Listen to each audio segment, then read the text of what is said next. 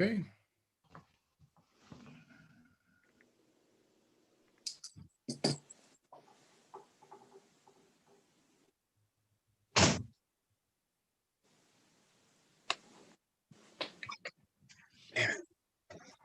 Matt, we're live. Okay, great.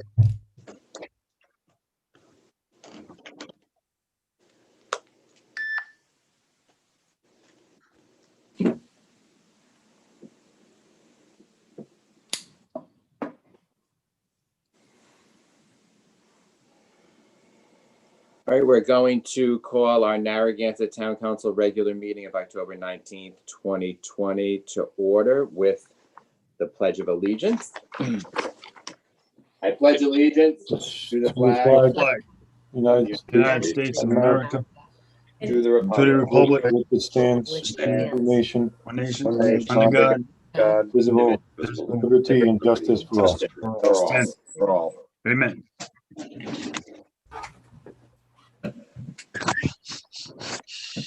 All right, our first items are approval of minutes. So we have several. The first is is there a motion to approve the June 15th, 2020 regular meeting? So moved, Jill Lawler. Is there a second? I'll second Richard Lima. All right, all in favor, starting with Mr. Lima, Richard Lima, aye. Mr. Murray. Aye. Mr. Pugh, Jesse Pugh, aye. Ms. Lawler, Jill Lawler, aye. Matt Mannix, aye. Motion approved 5-0. Next is there a motion to approve the June 20th, 2020 public hearing? Jill Lawler, so moved. Is there a second? Richard Lima, second. All right, all in favor, starting with Mr. Lima, Richard Lima, aye. Mr. Murray, Aye. Mr. Pugh, Jesse Pugh, aye. Ms. Lawler. Jill Lawler, aye. Matt Mannix abstained. I wasn't there. A motion approved 4-0. Is there a motion to approve the June 29th, 2020 special meeting minutes? Jill Lawler, so moved. Is there a second? Richard Lima, second. All in favor, starting with Mr. Lima, Richard Lima, aye. Mr. Murray, Aye. Mr. Pugh, Jesse Pugh, aye. Ms. Lawler, Jill Lawler, aye. Matt Mannix, aye. Motion approved 5-0. Next is there a motion to approve the June 29th, 2020 executive session meeting minutes? Jill Lawler, so moved. Is there a second? Richard Lima, second. All in favor, starting with Mr. Lima, Richard Lima, aye. Mr. Murray, Aye. Mr. Pugh, Pugh, aye. Ms. Lawler, Jill Lawler, aye. Matt Mannix, aye. Motion approved 5-0. Next is a motion to approve the July 6th, 2020 regular meeting minutes. Is there a motion? Jill Lawler, so moved. Is there a second? Richard Lima, second. All in favor, starting with Mr. Lima, Richard Lima, aye. Mr. Murray, Aye. Mr. Pugh, Jesse Pugh, aye. Ms. Lawler, Jill Lawler, aye. Matt Mannix abstained. Motion approved 4-0. The next is a motion to approve the July 20th, 2020 regular meeting minutes. Is there a motion? Jill Lawler, so moved. Is there a second? Richard Lima, second. All in favor, starting with Mr. Lima, Richard Lima, aye. Mr. Murray, Aye. Mr. Pugh, Aye. Ms. Lawler. Jill Lawler, aye. Matt Mannix, aye. Motion approved 5-0. And finally, is there a motion to approve the July 27th, 2020 special meeting? Jill Lawler, so moved. Is there a second? Richard Lima, second. All in favor, starting with Mr. Lima, Richard Lima, aye. Mr. Murray, Aye. Mr. Pugh, Jesse Pugh, aye. Ms. Lawler. Jill Lawler, aye. Matt Mannix abstained. Motion approved 4-0. The next is an announcement regarding the codification of the 2012 Town Charter amendments. As these initiatives this year and last year are winding their way toward us, which could potentially amend the charter. Our town clerk brought to my attention that after the 2012 election in which town charter amendments were made, those had never been codified. So the changes voted on in 2012 have not been codified in our charter. So she spent some time working on that during before and during the coronavirus outbreak in March. And so I told her that we should put on a presentation where we inform everybody in the community about those being codified, and she has attached them to this agenda. So I'm going to turn it over briefly to our clerk, Terry Donovan, to walk us through those changes. And again, these were charter amendments. Every 10 years, these are put before the voters. So in 2 years, this will come up again for the council, but these would be the 2012 ones that were approved. Terry, would you follow up on that for me, please? Yes, thank you. As most everyone knows, we had several questions on the 2012 general election ballot having to do with amendments to the town charter. And it's quite an arduous process where the Charter Review Committee did a very thorough analysis of the charter. They had many meetings. They met with various departments and parts of the administration. The town council had work sessions. The town council had public hearings, and questions were formulated and voted on to be put before the voters on the 2012 ballot. Those questions, as they appeared on the ballot, were also approved by the General Assembly. So all of those components were accomplished. And the only final step that remained was actually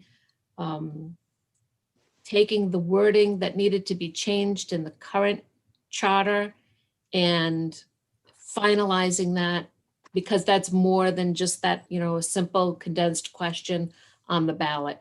So it was, for whatever reason, after the 2012 vote, that component was never done. And so there's a lot of, assumption that this was all done because it was voted upon, and there were many public hearings and work sessions involved in the process. But the part about actually codifying it, about sending it to the vendor that does our code of ordinances and our town charter and melds this information into the appropriate chapter and article was never done. So I pulled together, it was a lot of research, making sure that all of the steps had taken place. And we got this information ready to go for these particular questions. So it's all but one. So one had to do with the powers of the town council with regard to organizing and reorganizing various departments. One had to do with allowing for the appointment of alternate members to the Board of Canvassers. One had to do with reorganization and deleting some sections under the fire department section.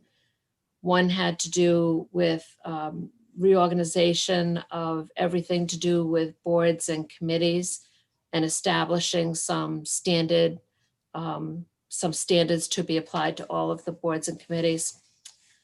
One had to do with just kind of removing some archaic language from the charter now that it's been, many years since it's been adopted. We don't have to make references to it being newly adopted. One had to do with streamlining the code of ethics and making it consistent with the state law. And one had to do with the changing of some positions from being required to being optional. So there's several positions and departments that were affected by that. And finally, some modernization of the language, things like changing phrases like civil preparedness to emergency management. It's just modernization. So all of those questions were approved. The only one I have not been able to completely tackle was the question for boards and committees. I make reference to that as question number 12, because the way that question was presented, it was to create a new Article 10 in the town charter. And we already have an Article 10, so this would involve repealing some language that's there, consolidating language from other articles, and hopefully formulating it into the Article 10 that the Charter Review Committee and the Town Council intended. So that will be the last and final stage, but this doesn't require a vote. It's just documentation that this is coming to the last phase of that process that was, for whatever reason, went by the wayside.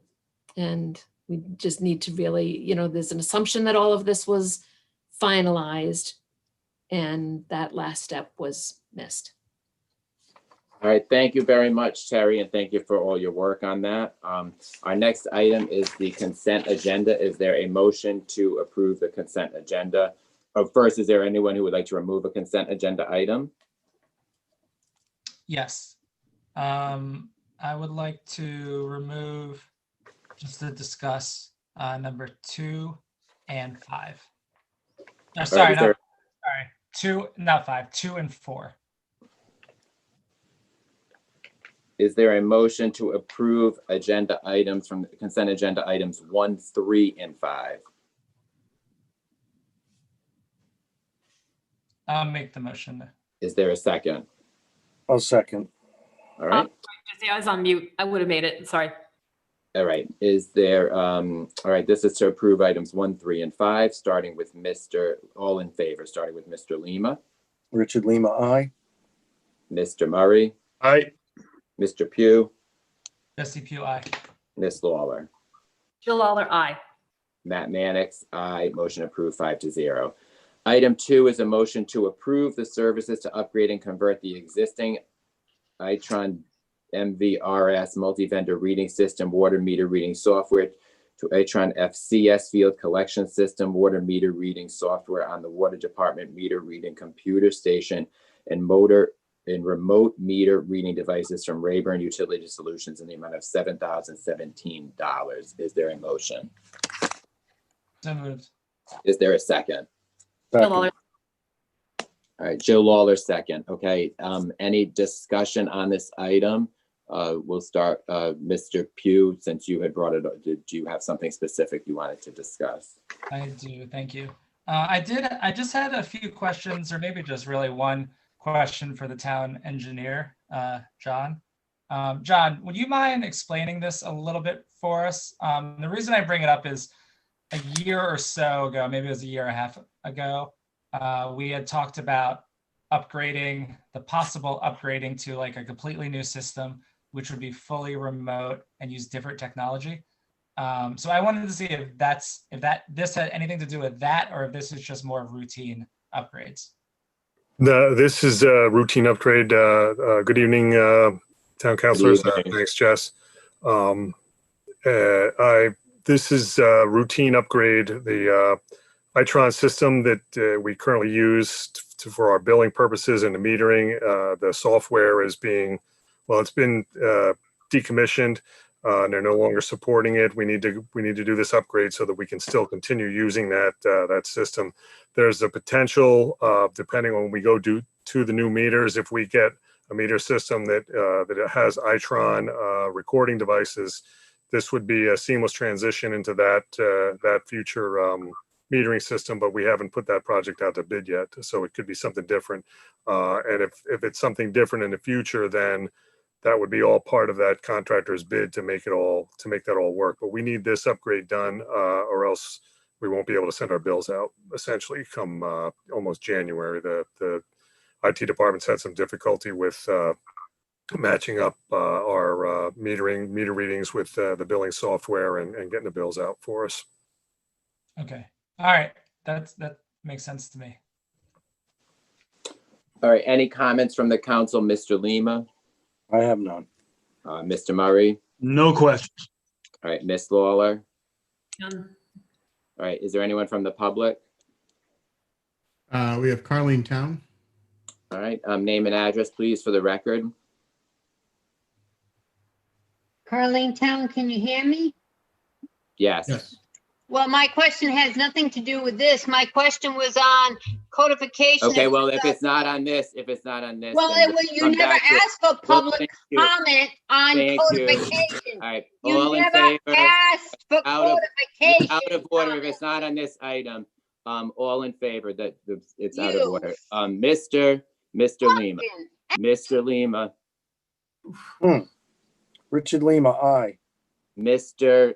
Murray, Aye. Mr. Pugh, Jesse Pugh, aye. Miss Lawler, Jill Lawler, aye. Matt Mannix, aye. Motion approved 5-0. Item 4 is a motion to award the contract for the Festival of Lights Hollywood Holiday Fireworks Display to American Fireworks Display LLC in the amount of $3,998 and authorizes the town manager to sign the contract after review by the town solicitor. Is there a motion? Jill Lawler, moved. Is there a second? Richard Lima, second. All right, discussion. I'm going to go to Mr. Pugh since you requested for further discussion on this, and then we'll go to the other council members. Go ahead. Thank you. Yep, so a question for Steve Wright.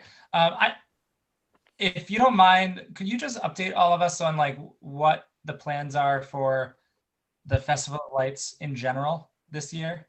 Sure. Good evening, and thanks for the opportunity. So we're progressing slowly with our Rhode Island reopening, and we're hoping that we can do some type of modified event this year.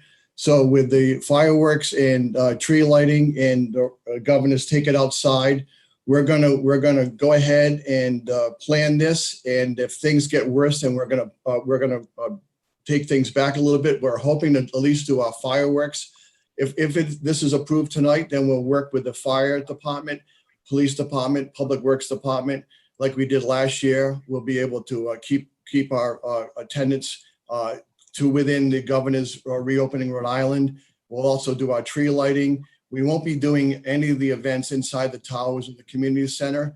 We're working with Peg Fredette and a Lions Club and with a chamber, and we're going to be using some financial assistance she received from Take It Outside, the governor's Take It Outside, to be able to do some tents in the pier in Veterans Park, to be able to do activities, hopefully within those tents. So that's to be determined. We're still working on that, but at least for now, we want to be able to at least be able to plan the fireworks show and in the tree lighting and take it from there. But we want to do it safely and do a small community festival as we've been doing in past years. Okay, great. So even if we're in a situation where we can't do the tree lighting or have a large group in Gazebo Park because of capacity limits, we would still do the fireworks, and that's something that people could still enjoy throughout the area without having to be in one small space. Absolutely. So that's why if you approve it tonight, just like we've done with our small concert series, we can scale back our events. We can modify things as we move forward. If things get worse, things get better, at least we can plan accordingly. Obviously, as you all know, we work with a town manager, we work with the governor's office, we work with DBR, we work with the chamber, and we definitely work with the Lions Club. So it's a community effort, but we take the lead on this, and we're excited to be able to offer something as we all desperately need to be do something outside, do something safe and enjoyable for the community in December. All right. Thank you, Steve. Sounds good. Thank you very much. Appreciate the opportunity. All right, Mr. Lima. Yeah. So once again, in any of these events that we do, we have to go by town laws and state laws and any of that. But what we're approving is just, again, putting something out there so that it can get approved. Steve, his staff, chamber, Lions Club, all these individuals can at least, put something in motion. And then if, we're in a desperate situation of we can't really do much at all, then, you cut back to what can be done. But, a lot of this stuff, just so the public knows, is just approving it tonight so that, again, the outline and the direction is to move forward unless something else comes up. Thank you. Mr. Murray. No questions. Miss Lawler. I just wanted to thank Steve for working along with the Chamber of Commerce and the Lions Club on this event. This year has been so disruptive for the children in our town, and to have something that they always have and a little bit of normal. Thank you, Steve. This is a great event, and I'm hoping that our pandemic and our state officials don't take away Thanksgiving and Christmas this year. So all in favor, Mr. Lima, Richard Lima, aye. Mr. Murray, Aye. Mr. Pugh, Jesse Pugh, aye. Ms. Lawler. Lawler, aye.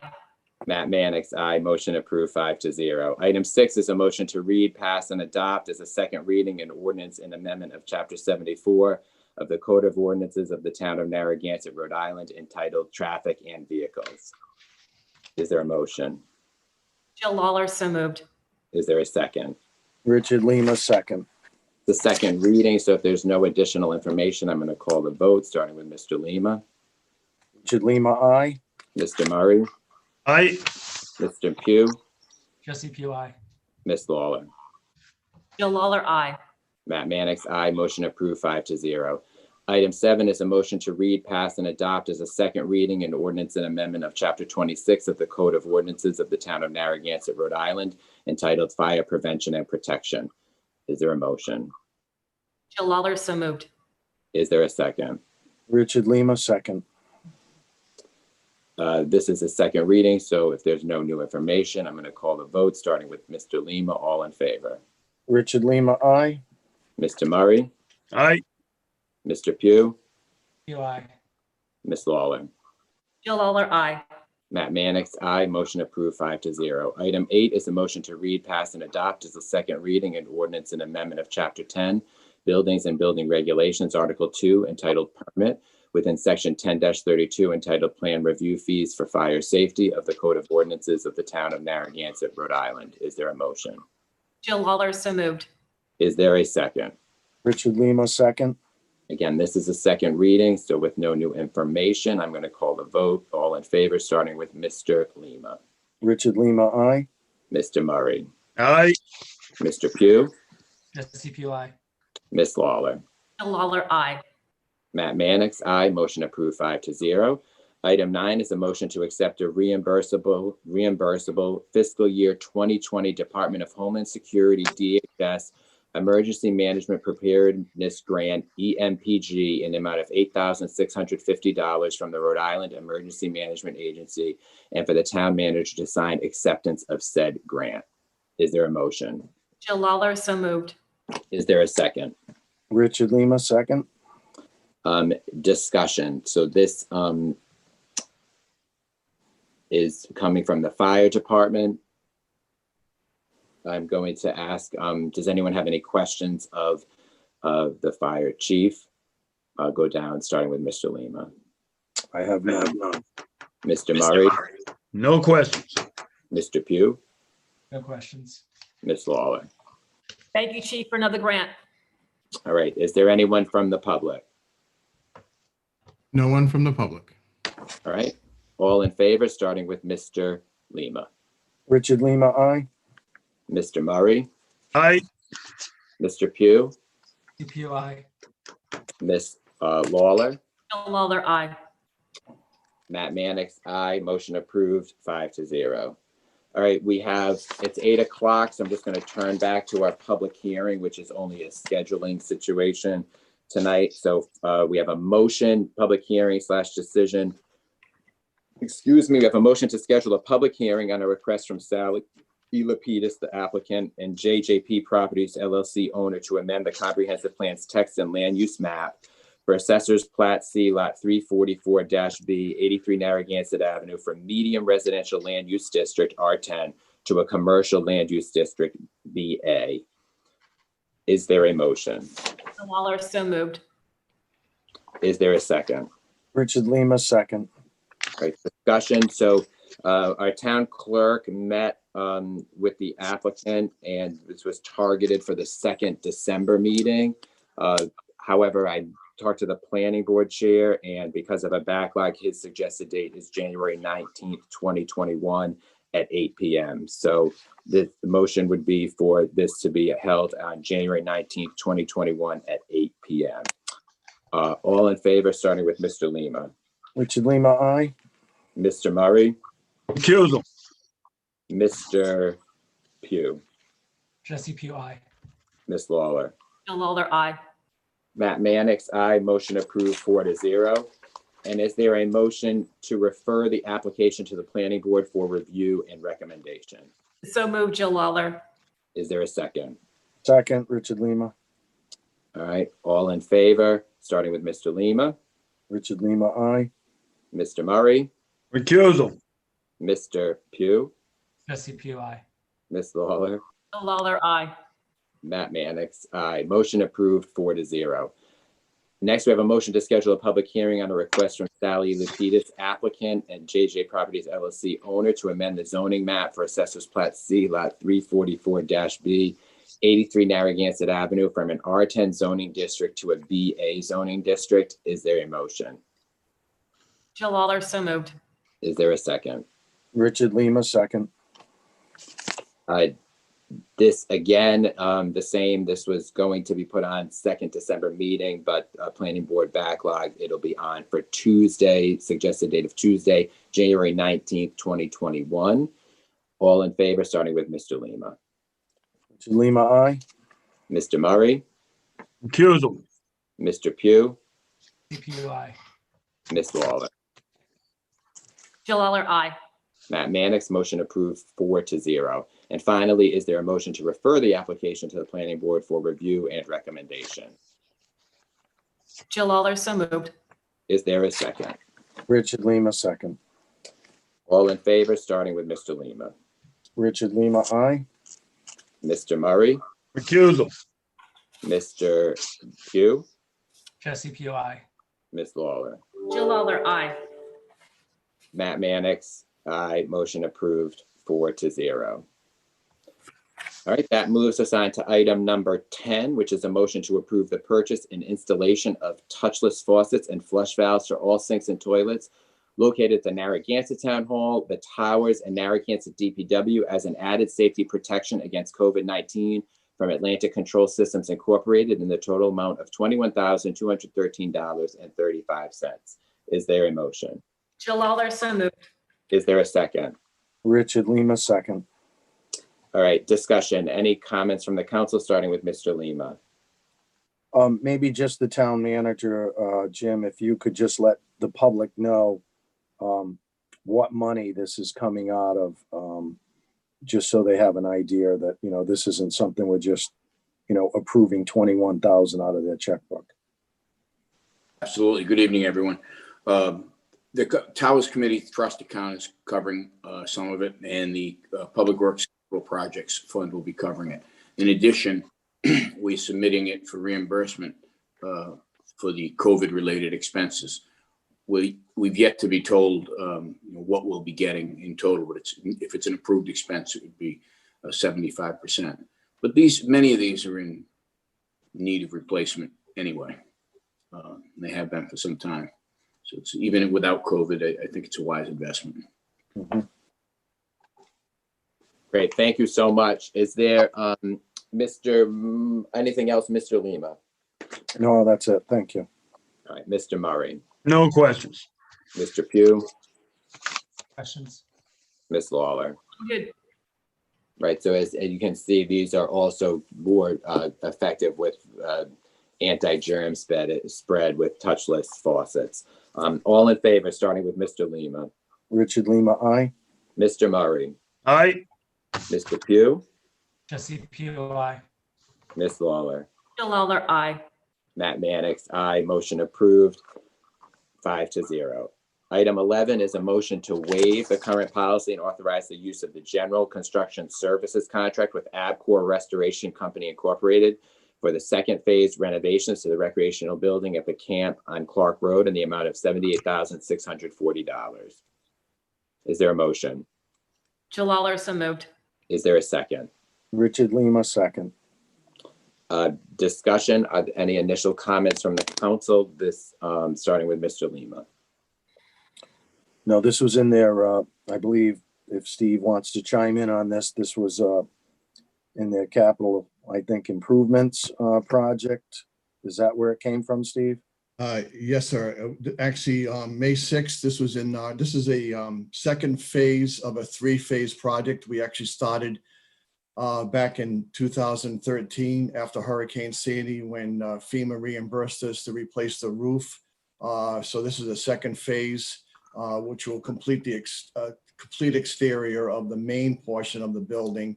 And then last phase down the road, if we can get it heated, which we hope we can do, will be a year-round building. So this actually replaces all of the windows on the first level with 52 new white double hung hurricane glass windows. So as you all know, we've been trying to work on this for since 2013. It serves as a summer camp.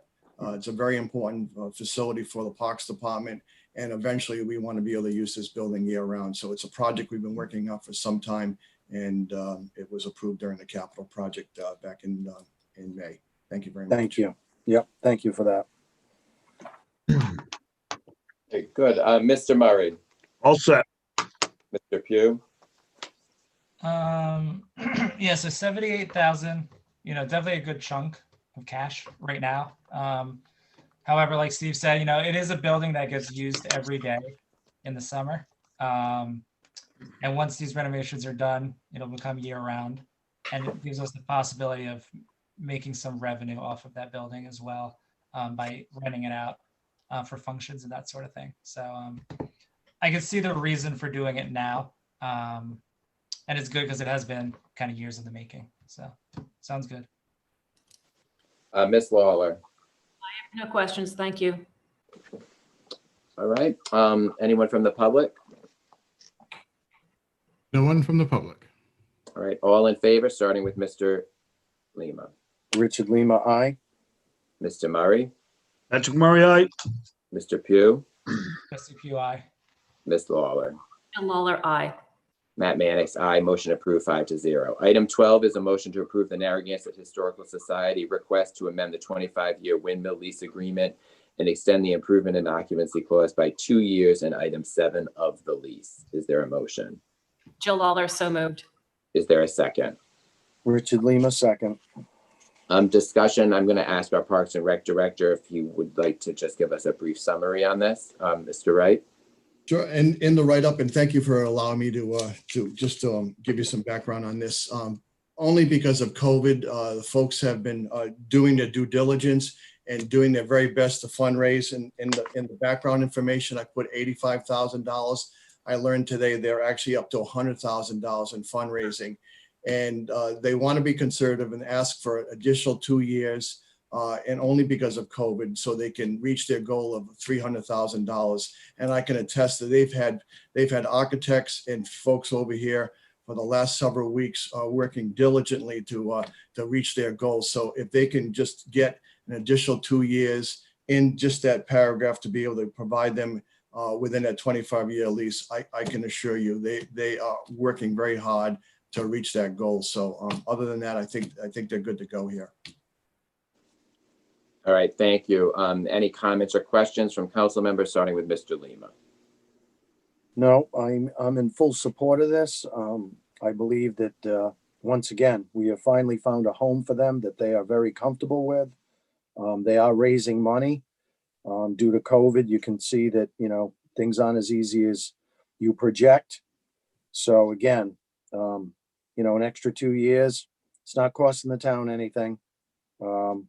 They're doing a fantastic job, and the people that are behind this, along with Steve's department,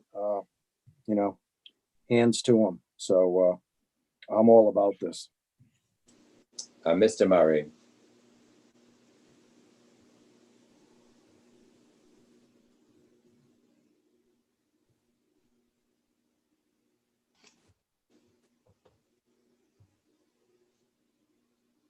Looks like we lost him, Matt. I'll give him a minute to get back on.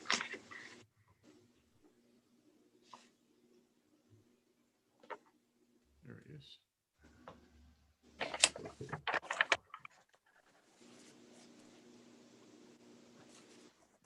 Back.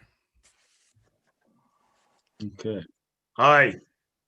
Patrick, it's just if you have any comments on the Historical Society. No comments. Aye. Okay. Mr. Pugh. No comments. Ms. Lawler. I just want to congratulate them. They're 1/3 way. They need to raise 300,000 and they're at 100,000. Way to go, Shirley. All right, anyone from the public? Nobody from the public. All right, all in favor, starting with Mr. Lima. Richard Lima, aye. Mr. Murray. Patrick Murray, aye. Mr. Pugh. Jesse PUI. Ms. Lawler. Jill Lawler, aye.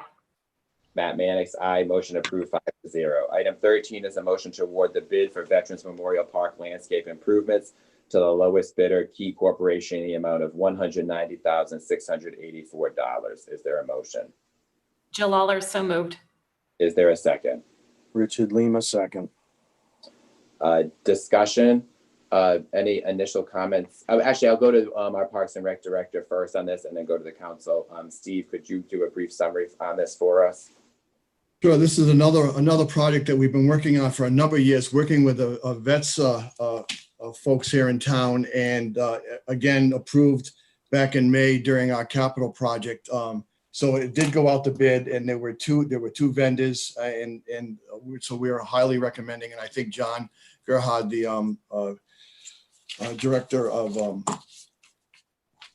town engineer, is also on it. He can speak on the purchasing end of things. But as far as the project itself, as you all know, this is something that we've been working on for several years. The part of the park desperately needed to be renovated, and it's a credit to the veterans that have been participating in the project, and also in what is needed to be done over the next. It's going to be a short window to try to get this done, hopefully by Memorial Day of 2021. So it's in our capital project. I'm hoping that you can approve this. So this project that's well needed. All right, thank you very much, Steve. All right, any initial comments from the council? I'd just like to state, Matt, that this is long overdue. I mean, when you look at that area down there, I mean, handicap accessibility, this has been on the back burner, and finally we're getting to it. And I think it's something that we really should be proud of. All right, Mr. Murray. Totally in support of this project. It's been ongoing, and glad to see it's coming to fruition. Thank you. Mr. Pugh. No comments. Ms. Lawler. I'm good with this one. Right.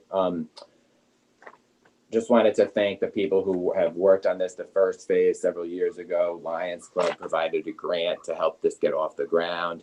So wanted to thank those who facilitated that, including at the time, Rick Lima, who was not on the council at the time. I want to thank Steve Wright and also Mike Marikis, who has really spearheaded this from the citizens and from the military standpoint. So all in favor, starting with Mr. Lima. Richard Lima, aye. Mr. Murray. Patrick Murray, aye. Mr. Pugh. Jesse PUI. Ms. Lawler. Jill Lawler, aye. Matt Mannix, aye. Motion approved 5-0. Item 14 is a motion to refer a proposed amendment to the conservation easement on Plat K, Lot 460-8, 1034 Ocean Road to the Planning Board and Town Solicitor for review and report. Jill Lawler, so moved. Is there a second? Richard Lima, second. Discussion. I Yeah, go ahead. All right, Mr. Murray, sorry. Mr. Murray. No, I got no problem with this. He's just moving. I got no problem with this. I remember this one from a couple months ago, and it's no big deal. Mr. Pugh. Yes. Terry, can you refresh my memory on this one? Yeah, that's why I hesitated. I thought it might be a good one for Terry to give us the background on. That's why I hesitated at the beginning. So Terry, actually, before I'll go back to the council members, could you just give us a brief overview on it, please? Okay. And Thank you. and probably Mike DeLuca would be able to contribute as much, if not more.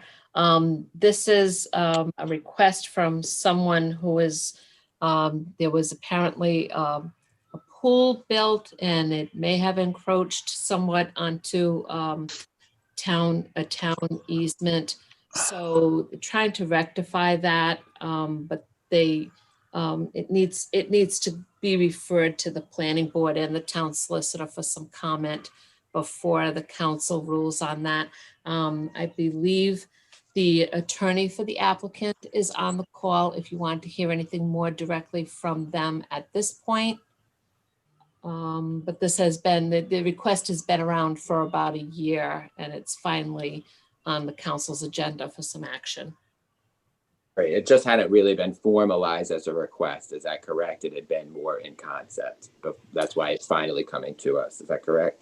Correct. There was an initial, narrative advanced and some background for some neighboring property in a similar situation. So now we have all the materials needed to move this forward through the review process. All right, great. And now I'll go to the council members if they have any initial comments, starting with Mr. Lima, No comment. Mr. Murray, All set. Mr. Pugh. Terry, will this come back to the council after going to planning? Yes, it will. After the planning board and the town solicitor's review and recommendation or comments, Okay. it will require town council action. And as I said, the applicant's attorney is on the line and does have their hand raised. All right, so we'll go to him after initial council comments. Miss Lawler. I have no comments. Yeah, so this is an amendment to an easement. So yes, this would have to come before the council for a vote and then be signed either by the manager, the solicitor, or the president of the council. So we'll go to the public. If the attorney for the applicant is online, we'll call on him first. Dan? Terry, is that JD? It is. All right, great. Please state your name and address for the record.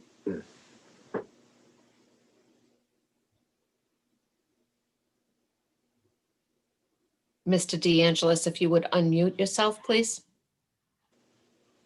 We're getting used to this system. There you go. Yeah, this is not about the pool. This is solely about the barrier, which is required by all cities and towns to enclose a pool. And my clients acquired the property in 2011. And along the way, someone from CRMC did some measurements and they determined that the 175-foot distance was being violated partially by the pool barrier or the fence. And our engineers think that what has happened is that the shoreline has receded since the 1993 conservation easement, and that's what's causing the issue. So this is not about the pool. It is just about the barrier that is required by the town to enclose the pool. All right, thank you very much. Is there anyone else right now from the public? There is. Next is Catherine. Oh, never mind. She's gone. That is it. All right, all in favor, starting with Mr. Lima. Richard Lima, aye. Mr.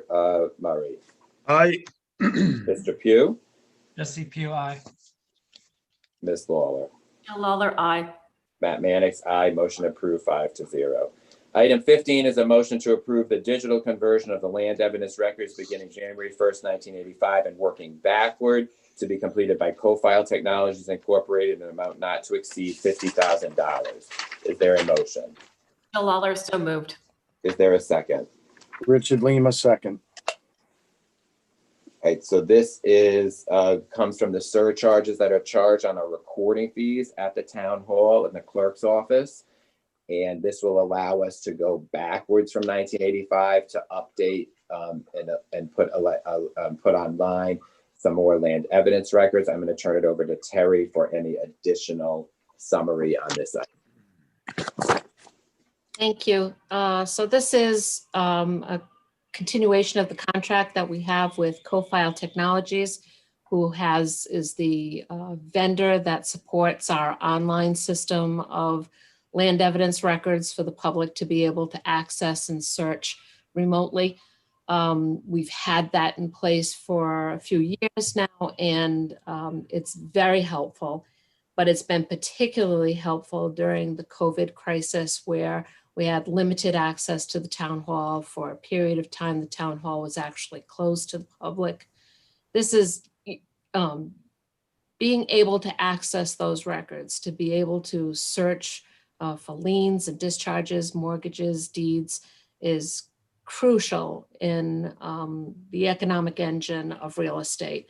And the fact that that really was not impeded during our shutdown was very important to the economy of our town, and also to the financial well-being of our property owners. So this was something that we had already. Being able to go back and put more years on, going backwards from 1985 back as far as $50,000 will take us, is helpful in a general sense for the public to be able to search that way. And also, certainly, if any circumstances like this continue, not only does it make it accessible to people who need to research the records offline, attorneys, title examiners, insurers, but it also reduces the in-person traffic in the town hall, which going forward looks like something that we may be living with for a long time and may be prudent. But it's the convenience factor, it's a health and safety factor. It's certainly convenient for people in general. This funding, we have a set aside fund that is a state mandated surcharge on the recording fees, the fees that are paid when people put deeds and mortgages and that kind of document on file. Those fees are mandated by the state. The segregation of the funds is mandated, and the purpose for which it can be spent is mandated. So this is no taxpayer funding at all. This money is already in a reserve for this purpose. And there is more, but I wanted to see how far this commitment would take us, how far back we could go with this. The more we have digitized, the safer it will be in the event of a disaster where we have to recreate our records. If we ever had to do that, this is all stored off site, and and it's using modern technology as well. Thank you very much. So this will go, we don't know how far back it will go, but this is if you need to look for a mortgage or a discharge or a lien, anything of that nature, you can go be able to do that online. And this will get us earlier than 85, but we don't know how much earlier. Correct. It'll probably take us into the late 70s. Great. All right. Thank you for that summary. I'm going to just go quickly through with the council, starting with Mr. Lima. No questions. Mr. Murray? You're muted, Patrick.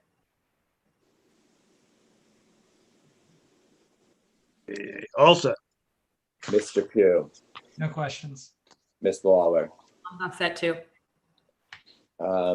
Anyone from the public? Yes, we have Stanley Wojciechowski. All right, Stanley, welcome. Name and address for the record. Stan Wojciechowski, Boston Neck Road. I'm happy to hear this happening as we plan for the future. And of course, the first thing that got on my mind was it's not going to cost the taxpayer money. And of course, I got to give an attaboy to anybody that finds a way to do something without increasing our taxes. Thank you very much, Teresa. Thank you.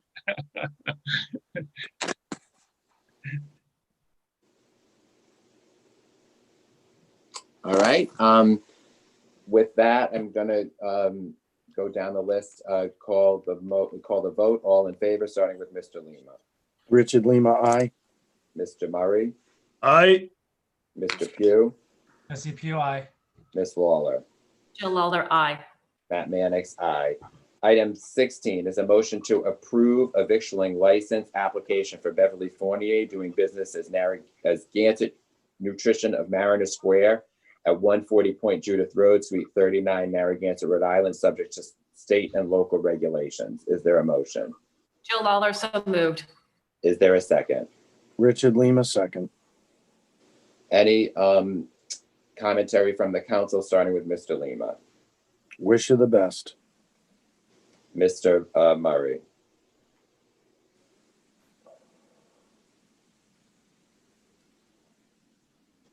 Patrick, you're muted still.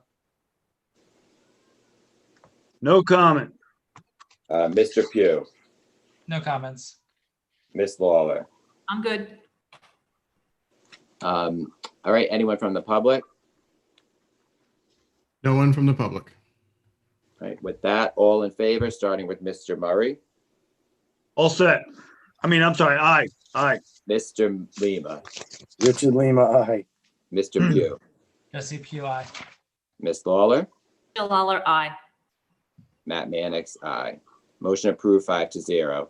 A motion to appoint or reappoint 4 individuals to the Towers Committee. Is there a motion to reappoint Dave Ousterhout, Earl Jackman, Terry Quinn, and Donald Chernick? Jill Lawler, so moved. Is there a second? Richard Lima, second. All right, comments from the council, starting with Mr. Lima. I have none at this time. Mr. Murray? All set. Mr. Pugh? No comments. Ms. Lawler? I'm set. Anyone from the public? No one from the public. All right, all in favor, starting with Mr. Lima. Richard Lima, aye. Mr. Murray? Patrick Murray, aye. Mr. Pugh? Jesse Pugh, aye. Ms. Lawler? Jill Lawler, aye. Matt Mannix, aye. Motion approved 5-0. Is there a motion to appoint or reappoint 3 individuals to the Zoning and Plating Board? Jill Lawler, so moved. Is there a second? Richard Lima, second. So I'm actually going to say, is there a motion to reappoint Anthony Brunetti to the full 5-year term, which would go till 2025? I'll ask for that motion first. I'll move that motion. Is there a second? Second. All right. Discussion on that? Any discussion on that, starting with Mr. Lima? I have none. Mr. Murray? All set. Mr. Pugh? Yeah. So we kind of went through this similar experience back in January when we made an appointment to the planning board. The issue that, at least that I had, and I know Councilor Lawler had then, was that during the campaign in 2018, we all sat in a forum, a public forum by the League of Women's Voters, where they asked the question, would we require the town council to conduct public interviews for individuals seeking reappointment to the planning and zoning boards? So of this group of 5 council members, 4 of us answered yes to that. Councilor Murray said no, but the rest of us said yes. So back in January, Jill and I both abstained. Well, I abstained. Jill voted no because of that promise she had made during the campaign. And Matt had said he interpreted that question to only deal with appointments, new appointments, not reappointments. So for this motion, I'm going to stick with my position that I stated publicly, which was, unless we have an interview, I'm not going to vote to appoint or reappoint any members to zoning or planning. So it has nothing to do with the candidate at all. It's just the process that we said we would follow. And when we make a public statement, I think that should mean something. So that's my position on all of these appointments for zoning. All right, Ms. Lawler. So I have a similar, but I also have a question for Terry, because Jesse, I asked Terry this week because I also feel the same. We need to interview people for planning and zoning. But I asked for clarification on someone who is currently a sitting member, if they need to be interviewed, or are we only interviewing people who are seeking to obtain a seat? And Terry did send me the instructions for this by committee. And Terry, am I correct that we do not need to, we don't agree with them, we don't agree. We don't need to re-interview existing members. Because I think, Jesse, when we spoke at the Women Forum, I think we were talking about new members to interview, not sitting members. But if I'm wrong, I want to be corrected. Sure. So on the town council rules for commission, committee, and board appointments, number 4 says all new vacancies on the planning or zoning boards will require that the town council interview those candidates. Individuals currently serving on these boards need not be interviewed when applying for reappointment to a successive term on the same board. However, an attendance record will be included to the agenda item for those individuals wishing consideration for appointment. The boards and commissions, normally would send us annual reports. Many did, not all did. I think everybody's meeting schedule and workflow has been interrupted by the COVID situation, to say the least. But I don't have any report from the chair of the board that's adverse to Mr. Brunetti's attendance in particular.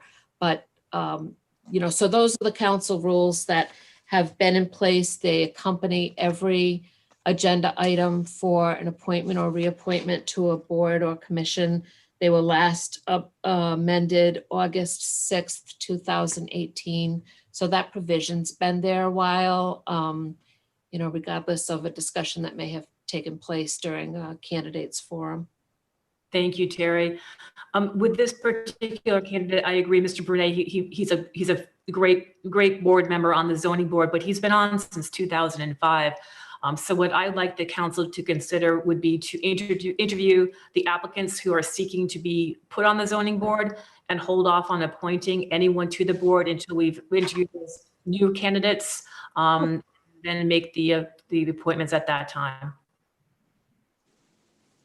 Thank you. Is there anyone from the public? There is Catherine Ciliberto. All right, name and address, please, for the record.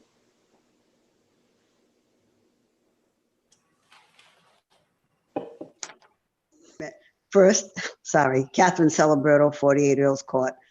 I forgot to unmute myself. I know it's not a requirement that sitting members be interviewed, but I think that, especially in a case maybe of the planning and zoning board, that the sitting members should be interviewed, because there are so many decisions that are made by these two boards that are very important. I think that they should be questioned about them. For the zoning board, I've been looking at these votes, and I'm not the only one who's done this. They never saw a variance they didn't like. Everything is A-OK, and variances aren't supposed to be given without evidence of hardship, and yet they are constantly given by the zoning board. I feel Mr. Brunetti has served his time. I think we need new blood on that board. I'd like to see Chris Almond move up. He's an attorney. When he gets a chance to vote, I mean, he does go along a lot of times, but at least he thinks outside the box, and he will go against the group if he thinks it's correct. But I think these members have to be cycled, and they've just been there so long. I mean, Citrone over 20 years, Manning. It's just, we just need new blood on these boards. We really do. And as I said, Chris Almond's got some experience serving as an alternate, so I would really like to see him move up. And I think Mr. Brunetti should be interviewed, because I think he should be questioned about some of these votes that have been going on over these years. I really do. That's just my opinion. Thank you very much. Thank you. Very helpful. Is there anyone else who would like to speak from the public? There is. Next is Sue Amoruso. Name and address, please. Sue Amoruso, West Bay Drive. I want to say I agree with Jesse. I think that people should be interviewed for those boards, especially I think for practically any board, because people just shouldn't be on these boards for 15, 20 years. I think that you just need to see if, qualifications, if there's someone out there that might be more qualified and have more experience. So I think it's a good idea. And if the person who wishes to continue is interviewed and they are the outstanding person, then go for that. Not that you need to turn over people, but that's just my input. Thank you. All right, thank you. So this is for Mr. Brunetti's appointment to the 5-year term. So I'm going to call the vote on that, starting with Mr. Lima. Richard Lima, aye. Mr. Murray. Patrick Murray, aye. Mr. Pugh. Abstain. Ms. Lawler. Abstain. Matt Mannix, aye. Just want to clarify, Jill, was that an abstain or an aye? Abstain. Okay, so that motion is approved 3-0. Is there a motion regarding the vacant alternate 1 position? Yeah, I'd like to make the motion that we move Christopher J. Almond up to that alternate 1 position. Okay, Second. is there a second to that motion? Seconded by Patrick. Okay, so we're gonna have initial discussion on that, but just so everyone understands what's going on. Mr. Almond serves on the board as one of the 2 alternates already. There's really not a significant difference between alternate 1 and alternate 2. They both have a 1-year term that would expire next summer. But the alternate 1, if he's there and one of the members is absent, would go in before alternate 2 generally. All right, any initial discussion from the council on that? I'll just go down the line, starting with Mr. Lima. I have none. Mr. Murray. All set. Mr. Pugh. Yeah, I will take this time to just expand a little bit more on the previous discussion because this is in line with that. And, just a little bit of a response to Jill and not a big disagreement, just the kind of the way that I saw that forum kind of question get posed. So I did look back at the video and what they did say was, would we require it for reappointments? So it was specifically for reappointments. And I am aware that we have our council rule, and that's why I think the question was asked, because it doesn't make sense to ask a question, are you going to follow the rules? It's kind of like should be a given. The question was, will you take this additional step on the council? At least that's the way I saw it. So, our answer to that question during that forum was about reappointments. And I think they were asking, will you also require interviews for reappointments? So that's where I'm coming from with that. So I just want to kind of clarify that. That's all. All right, Ms. Lawler. Yeah, and to Jesse's point, I honestly couldn't remember the exact question from the board. So as I said, if I misspoke, I would be corrected. So you, Jesse, obviously you looked at the videotape again, and that was a question. And I full stand that that I will abstain on this one as well because I'd like to see the other candidates be interviewed. Okay, thank you. In terms of these items, though, I would encourage council members, especially in the Zoom environment, to watch the zoning and planning meetings on Zoom. I know many of you have done that. You can get a feel for what's going on, especially with the reappointments. And I think that's part of the conversation that everybody has had regarding reappointments, that you can get a feel more for how they're behaving in the meeting than in a half-hour interview. So and this debate has gone through the cycles every term. I've seen different councils take different approaches on how they approach zoning and planning board assignments. And there's really no hard and fast rules except what Terry read to us earlier. So that being said, I'm going to see if there's any members of the public regarding the alternate 1 position for Christopher Almond. No one from the public. Almond, not Almond, Almond, A-L-M-O-N. All right, with that, I'm going to call the vote, starting with Mr. Lima. Richard Lima, aye. Mr. Murray. Patrick Murray, aye. Mr. Pugh. Abstain. Ms. Lawler. Abstain. And Matt Mannix, aye. Motion approved 3-0. On that note, I could take a motion for one of the alternate position, for the second alternate position. I'd like the motion, David Trenta-Zolt. Okay, is there a second for that? All right, Well, the reason being, this guy, his application has there's no been in. second, right? There's no second, so Yeah, but this guy's application's been in for that's some fine. time. Right, but there's no second. If there's anyone else that Can we make it any appointment contingent on an interview? Because these are new members. This is what even I agreed to. Matt, I'd like to make a motion. Go ahead, Jill. Motion. I'd like to make a motion to interview Steve Ferrandi and Keith Kyle for the second alternate. Okay, is there a second to that? I'll second that. Okay, discussion on that, starting with, I'll start with Jill on that since you made the motion. Go ahead. They are both qualified candidates and have expressed their interest for a while. I had a chance to speak with both of them, and I'd like the chance to be able to meet with both of them about the second alternate. Okay, discussion from the council, Mr. Lima. Well, I would just like to make a point clear that keeps coming up. If the reappointments were supposed to be interviewed, and that was one of the questions by the that was presented to us, then I definitely read the question wrong, because after somebody serves 15 years on a board, 10 years, 5 years, I'm not really interested in interviewing them. If I disagree with that they're not able to do the job, then I would vote somebody else in that position. But as we did state, reappointments would be, we would do reviews on them. And for this position of doing a Steve Ferrandi or Keith Kyle or any of the others, I'm about, let's look in, let's sit down with them, let's see, what they can bring to the table. So the interview, to me, is a positive with this. Okay. All right, Mr. Murray. Well, again, we got 4 applicants here. I got 4 applications in front of me. We should be interviewing all of them for this vacancy. Not making a, political appointment. We already interviewed the one that you nominated. When was that? I don't, Last term.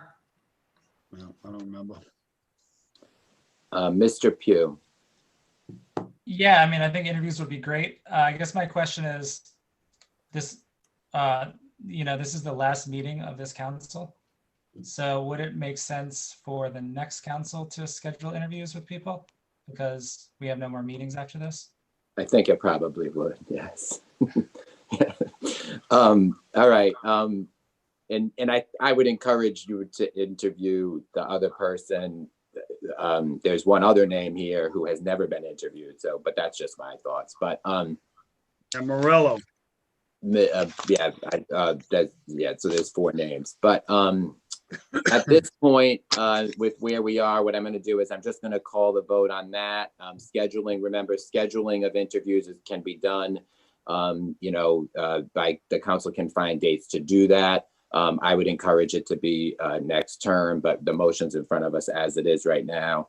I move we amend the motion to include all applicants. All right, is there a second? Is there a second for that? Yeah, I'll second that. All right. On that amendment, all in favor, starting with Mr. Lima. Richard Lima, aye. Mr. Murray. Patrick Murray, aye. Mr. Pugh. Jesse Pugh, aye. Ms. Lawler.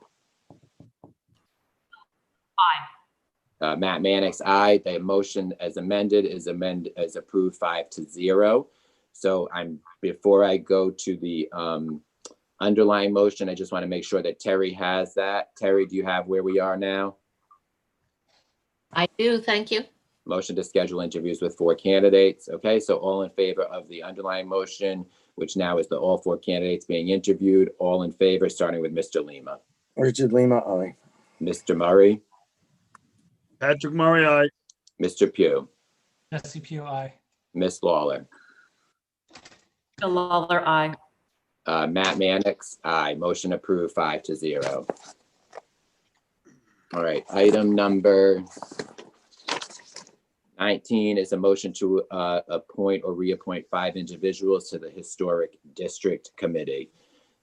So this is different than most motions, and if I go out of turn, Terry, I'm going to have you interrupt me, but these are appointments by the president of the council. So I'm just going to go ahead and make those appointments so we have it on the record.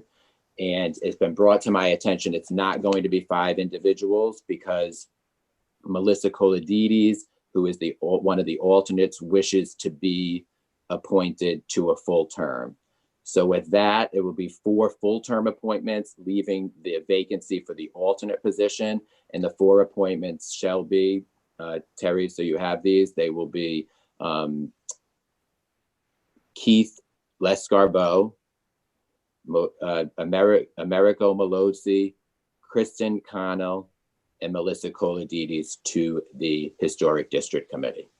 All right, Terry, do you have that? I do, thank you. All right, thank you. And so again, that was, again, a little different than most. The way the Historic District Committee is set up is its presidential appointments, and then whoever the next president will be will deal with that alternate appointment that's opened up for the Melissa Coladides position. Item number 20 is a motion to appoint or reappoint 1 individual to the Library Board of Trustees. Jill Alders. All right, is there a motion? Go ahead. Jill? So moved. And is there a second? Second. All right, is there an individual that you wish to appoint to the board? Is there a motion? Go ahead, Jill. I move to appoint Pat Brady. Is there a second? Second. All right, discussion starting with Mr. Lima. I have none at this time. Mr. Murray. Yes. Like the last regular town council meeting, we had, unlike these previous appointments, we had 3 individuals that are on the council who wanted to be reappointed. Council President, are we setting a bad precedent by not reappointing people who wish to serve on a particular committee? I mean, and then by town charter, you're Depends if supposed, you think they did a good job or not. well, that's a position of outgoing councilman, not, I mean, all right. But isn't it setting a bad precedent? I know that attendance, basically it's based on attendance. I mean, that's, if they don't show up, then they get the hook. But if they're showing up, if they're actively, doing pro-library business, I mean, it's even in the charter. You're supposed to not appoint members or applicants that are non-pro-library. So I would say that the appointments you've already made were hostile appointments. And Brady certainly, he has, on record for being anti-library project, which looks like it's going to move forward. And by appointing this individual is just, it's not following the town's charter, which we're charged to do as elected officials. So. All right, thank you, Mr. Pugh. Yeah, I'm in line with Patrick's comments. It's, what can I even say? This appointment, based on the history of the applicant, doesn't make any sense when you look at what the charter says a library board member should encompass.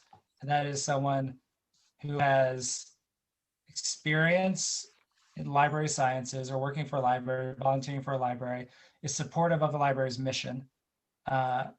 This applicant, just factually, based on what has happened over the last couple of years, is in polar opposite position from what the rest of the board, the entire board, is trying to do. The applicant didn't speak up when this council cut the library budget 2 consecutive years.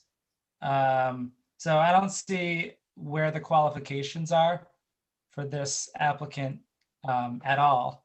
And to appoint them in the last meeting of the year or of the term is just really, takes it really over the edge. So yeah, what else can I say about it? That's it. Right. Thank you. Ms. Lawler?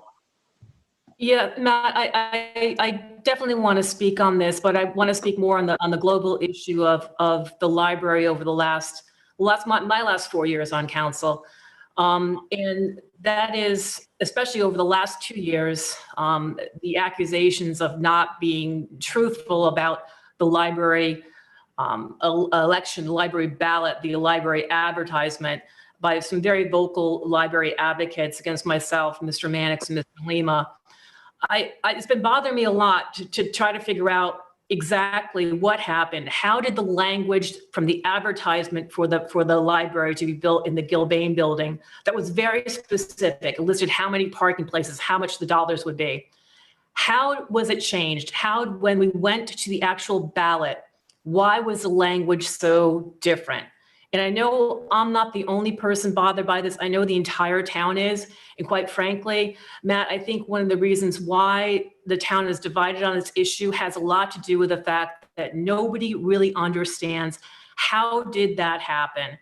So I was inspired by the amount of APRA requests that have been filed by this town recently. And for those of you who don't know what an APRA request is from Freedom of Information. It allows anyone to go to the town and request emails on a specific topic be released to them for review.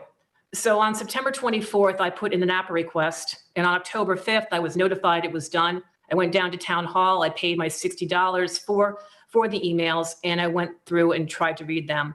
And again, what I was getting at is I wanted to find out what happened, what has caused this town so much turmoil, to have the language from the advertisement be so vitally different from the language on the ballot. So I've read, I don't know how many hundreds of emails over the last couple of weeks. And for those of you who file APRAs on a weekly basis, I don't know how you do it because it was really painful to read through all of them. But I want to show you one email in a few minutes, but I want to summarize what I did find. And again, these are all emails that were brought to me through the town. So here's what I found. I found a series of emails specifically starting on October 6 and 7, 2006, between the following group of people: Dave Ferrara, who is the bond counsel for the town of Narragansett, Dawson Hodgson, who was the then town solicitor, Ann Irons, who was a then town clerk, Laura Kenyon, who was a then finance director, Jim Manny, who was a very new town manager, and Jeff Cesarine, now who is our former town engineer. And what they were discussing during this particular period of time was exactly the information I was looking to obtain. I was looking to obtain how did they come up with the language for the advertisement that goes into the Narragansett Times, and then how did they come up with the language for the ballot information? And the group of people I just mentioned are the people in charge of doing all of that. So on the 6th, and a little bit between the 30th of September and the 6th of October, they were able to go ahead, being bond counsel leading the action, go ahead and determine the language for the bond advertisement. And again, that detailed specifics, exactly the Gilbane building, exact address, parking places, all the specifics to it. So they finished that assignment, and then they were tasked themselves to go ahead and develop the language for the ballot itself, what is referred to as a referendum ballot. And they began doing so, and the bond counsel was very adamant that they needed to include very much specific information into the ballot question itself. He wanted them to put the same type of language that was put in the advertisement for the Narragansett Times. And he put down in a draft to the people that I mentioned before, his suggestions for the ballot initiative, for the actual ballot writing, and it was sent out. And during this period of time, the then town clerk, Ann Irons, went ahead and forwarded that information out. And I'm going to read to you the information, but I want to say that when you do an APRA request or any type of this, you have no idea what you're going to find. I had no idea what I was going to find. I had no idea what I was going to read. And what I'm going to read to you, I'm going to read to you because over the last 2 years, we've spent a lot of time talking about transparency. We've been obsessed with making sure that we're transparent. So when this information came to me, I thought, okay, I'm going to read this. It's going to be politically charged. And I do know that the people out there that time block every single day, a little piece of their time to be able to write about me on social media, to be able to write a letter to the editor who are probably going to speak about this later on tonight, they're going to have their heyday because they're going to say this is politically motivated.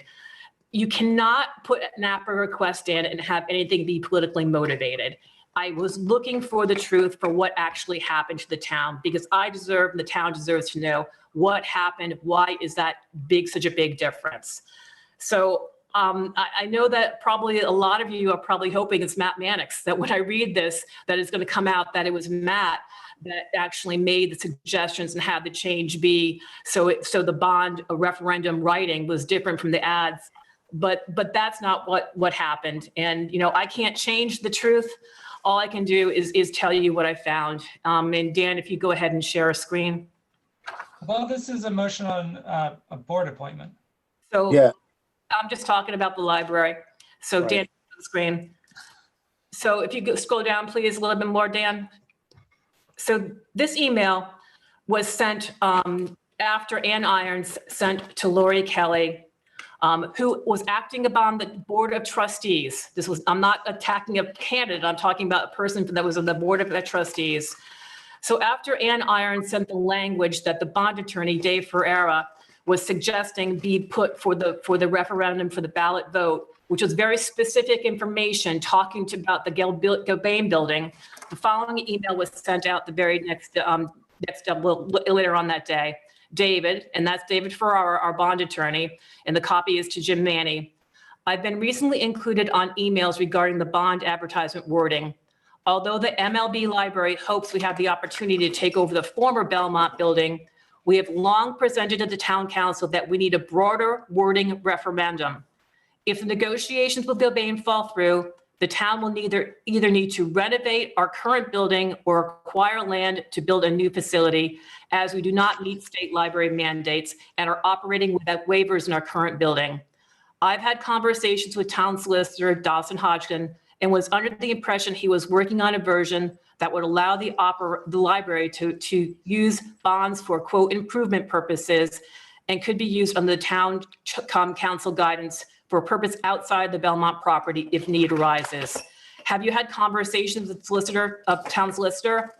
I do not know what the deadline for the ad is, but I must caution you against filing the one in the present form. If you need any information, please don't hesitate to contact me. So when I saw this, it became really clear to me that the reason that I voted for the bond was probably the reason that many other people voted for the bond, which is what I've been saying for 4 years.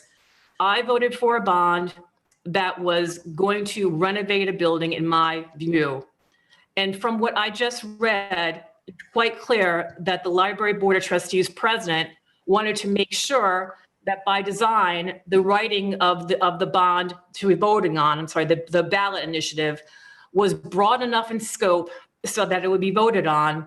Because in her words, as she said, in case the negotiations fell through with Gilbane, that they would be able to then improve the library to what the town needs in either existing site or to buy land and to build. So again, I've been accused for the last 2 years especially, as has Mr. Mannix and Mr. Lima, of not being truthful about the ballot, trying to pretend to the town that there was no way that the ballot itself was aimed to try to have an and or to renovate, to buy or renovate. It's quite clear that the strategy from the Library Board of Trustees was to do exactly that. And Matt, that's all I have to say. All right, thank you. We've got, I just want to remind people on this that, the town has kept, in the middle of pandemic, a very strong bond rating of AA2. That was Moody's reissued it on May of 2020. And so the appointments to the board, we should be thinking about that as well and being fiscally responsible with this project in our appointments. I'm going to ask Mr. Holland if there's anyone from the public. There is. First one is Mary. All right, name and address, please, for the record. Mary Nato, 10 2nd Street, Narragansett, Rhode Island.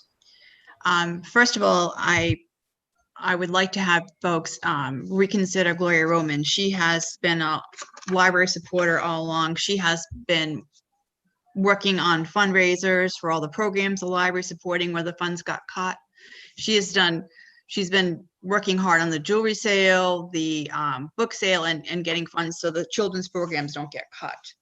I also would like to say that along with that, you should also be interviewing all the people that brought in their candidacy for the library board, and not just appointing someone that you know. I'm not sure if all the people last week were interviewed either, but all the candidates should be interviewed by all the town council people. Thank you. All right, is there anyone else from the public? There is. Next, we have Sue Ann Maruso. All right, name and address for the record, please. Hi, Sue Ann Maruso, West Bay Drive. I'm just kind of amazed how off target we got from talking about appointment to the library board, where we went off on this tangent about the bond issue. Talk about not staying on topic.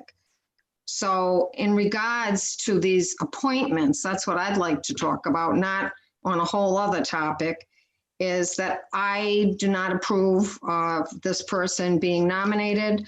I think that it's in violation of the town charter.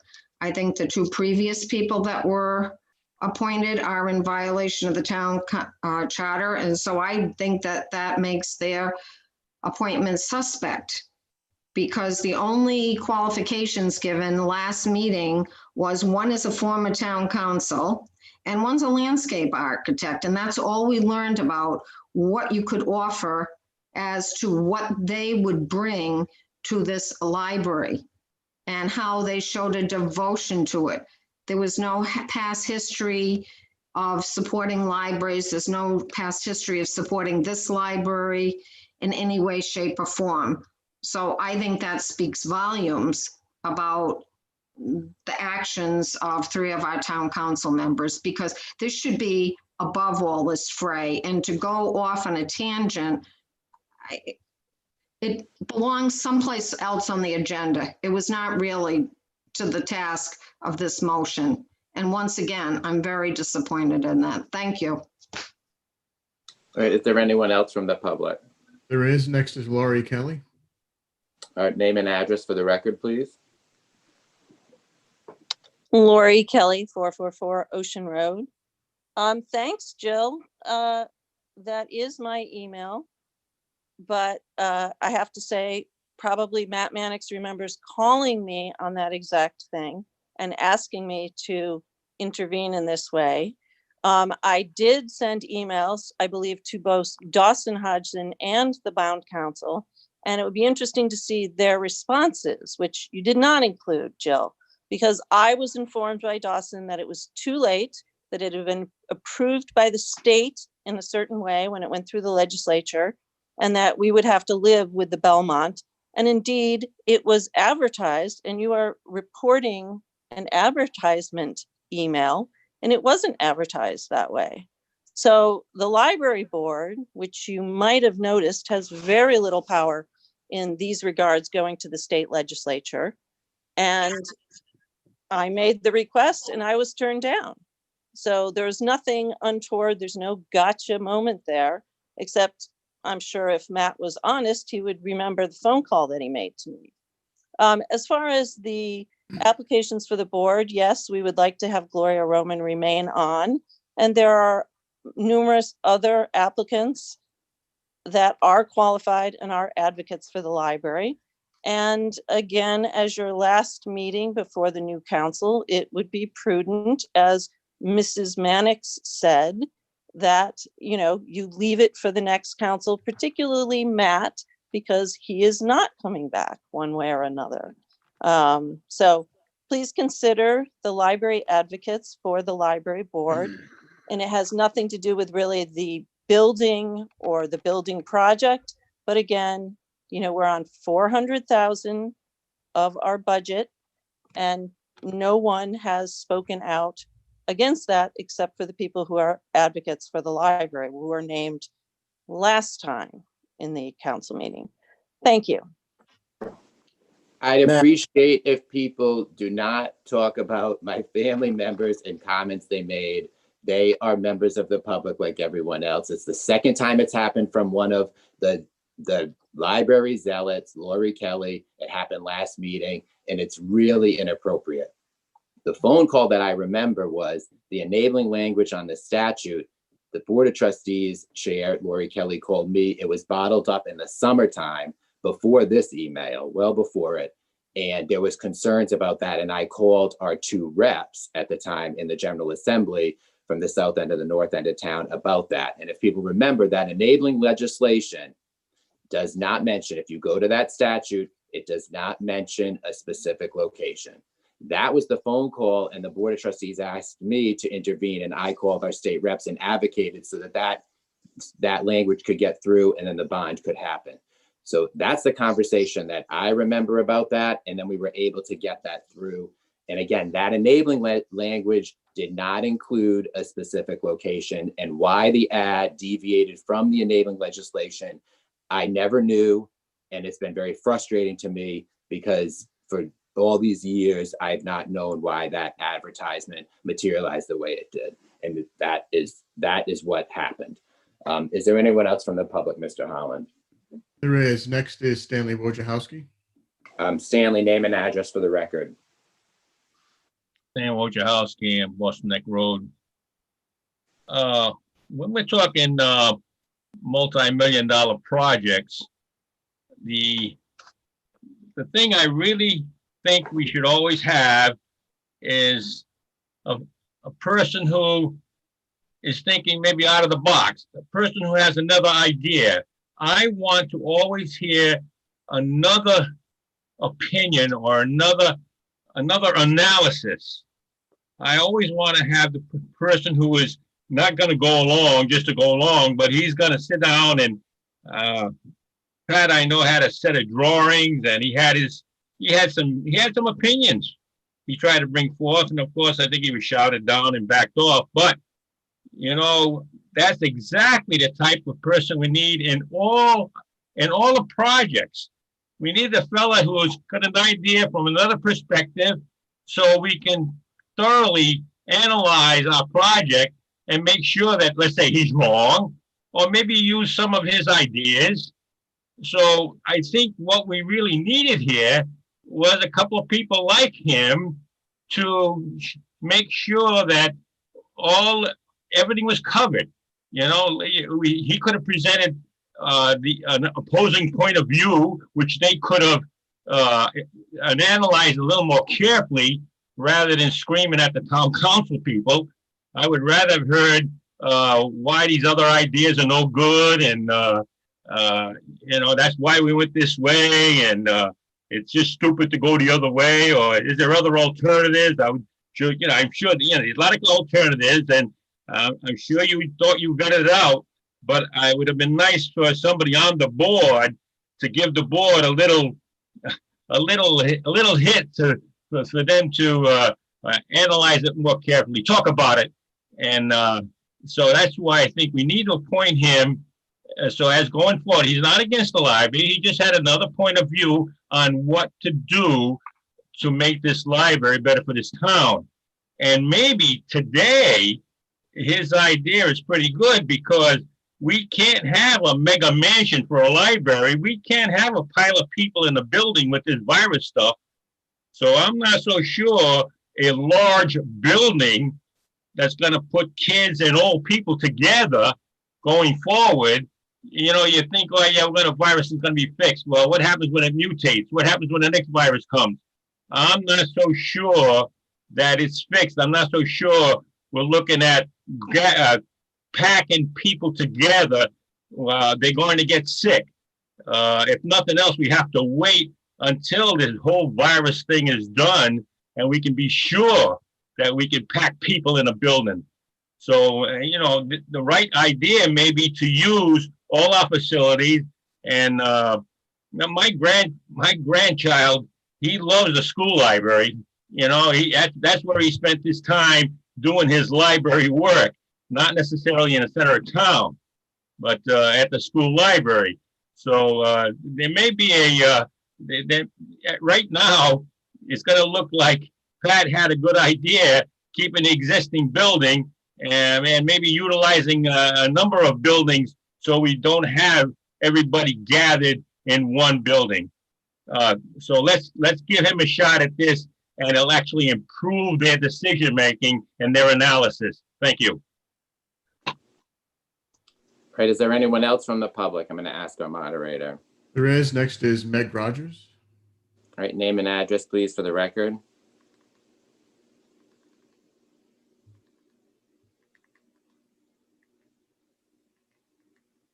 Good evening, Meg Rogers, 68 Earls Court, Narragansett. I do find it instructive and not in a good way. The number of times that Councilor Lawler throughout her tenure has admonished the public to remain on the motion. It is instructive because that admonition was obviously hollow because it does not apply to her. So I want to thank her for showing how hollow that admonition was. And I will stay on the motion, unlike Councilor Lawler. I want to oppose this appointment to the Library Board of Trustees because once again, I want to remind the Town Council that if you appoint this individual, you will be violating the charter. And I know that Councilor Lawler prides herself on performing her due diligence before she takes actions during council meetings, some would say. And she obviously has not done her due diligence because I wanted to remind her that section 42-21 of the Narragansett Town Charter requires that an appointment to the trustees must, quote, known to be devoted to the public library as an educational institution. So I would ask her and the other councilors who will be advocating on behalf of this applicant, how did you choose him? How did you vet him? And how can you assure the rest of the Narragansett residents that this individual fulfills the requirements of the charter? You cannot. So you will violate the charter tonight by making this appointment. And I encourage you not to do that if you value your own reputations. Thank you.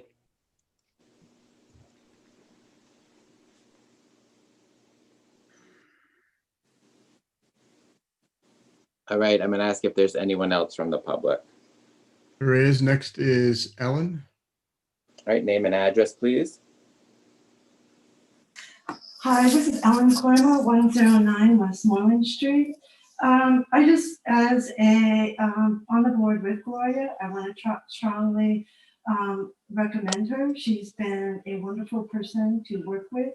Not only does she have insight, she has, over her years of experience, she has a wealth of information that cannot be replaced by somebody just coming onto the board.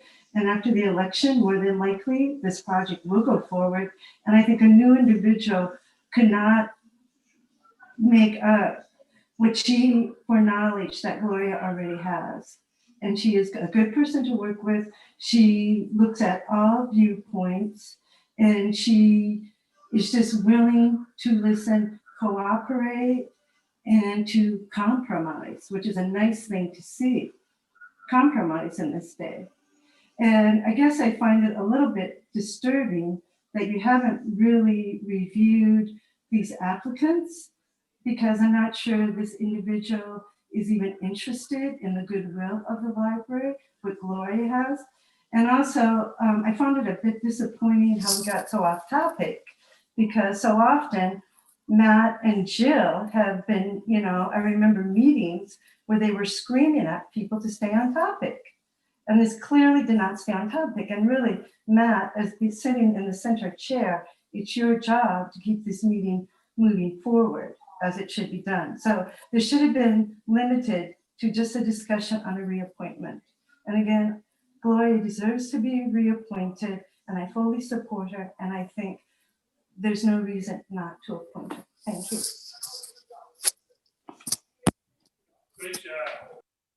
Is there anyone else? Next is Paul Zanfrillo. All right, Paul, name and address, please, for the record.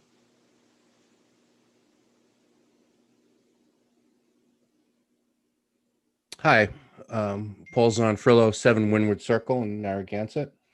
First of all, the section 42.21 is very subjective, known to be devoted. There's no legal standard for that, so there's no violation of the charter at all.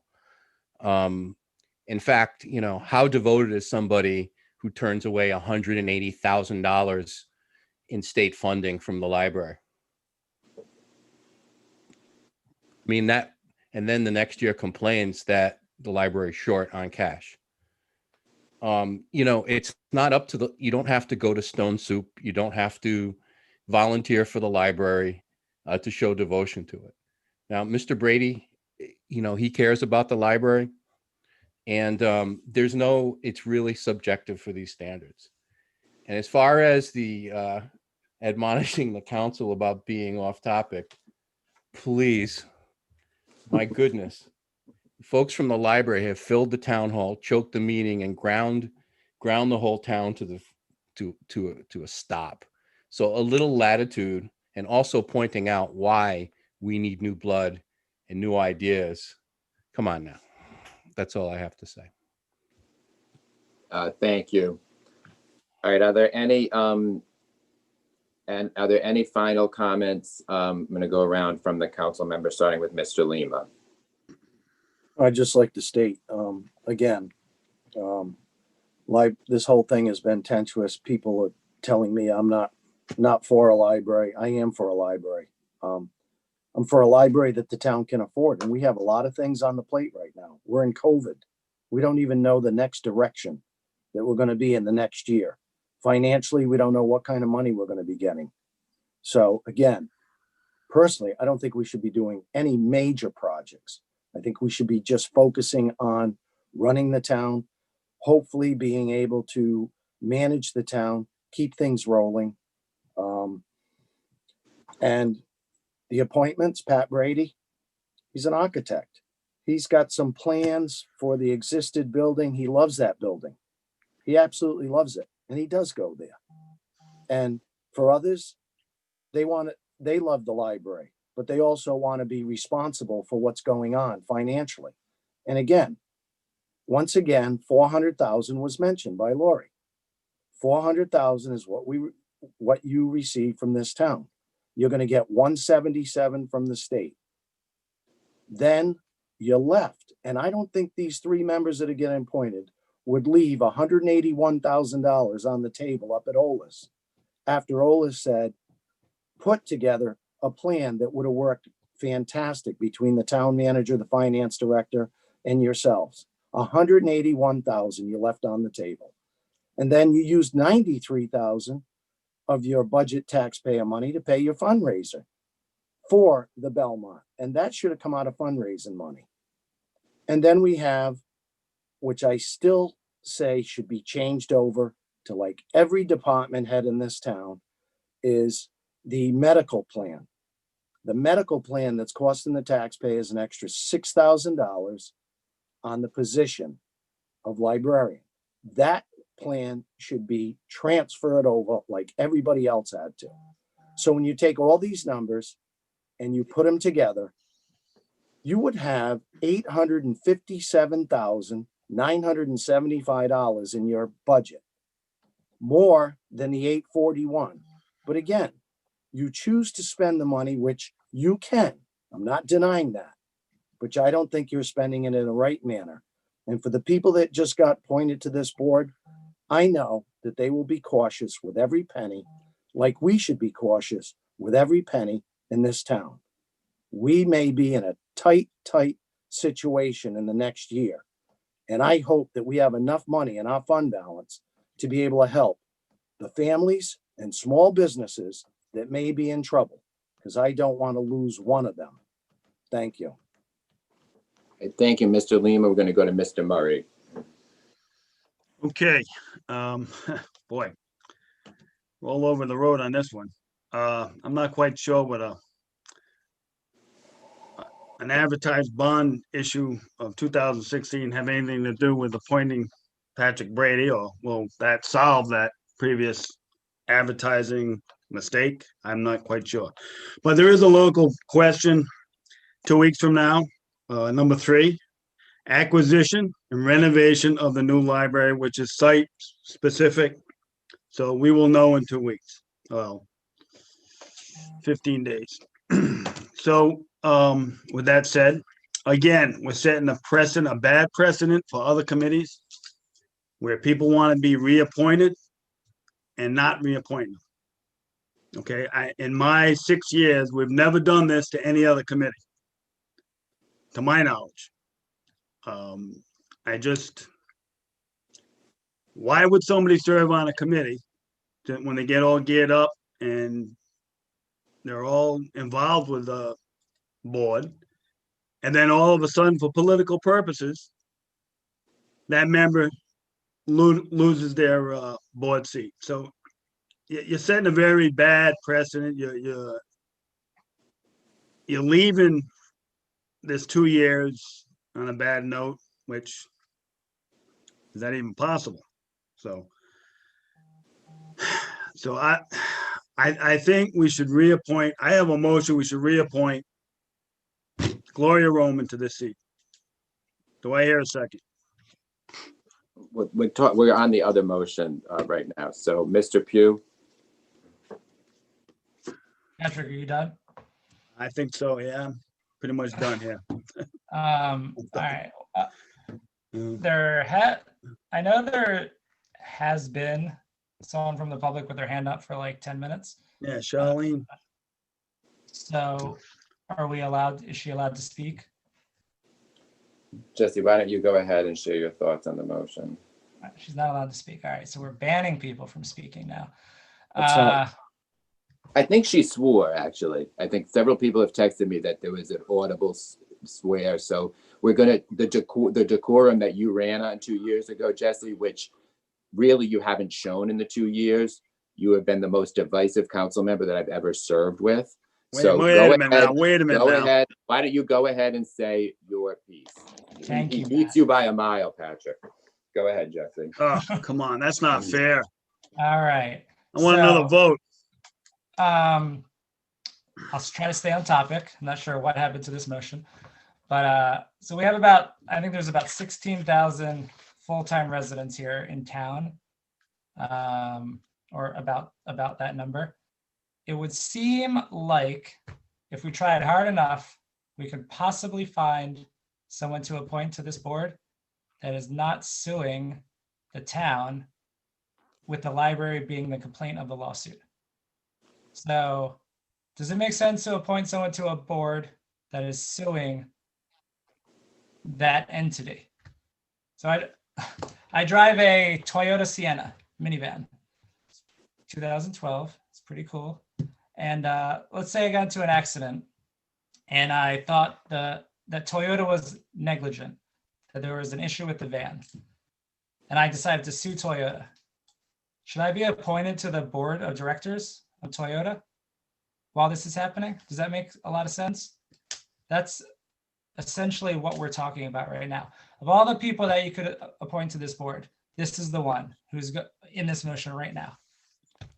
It's absolutely ridiculous. I think everybody knows it.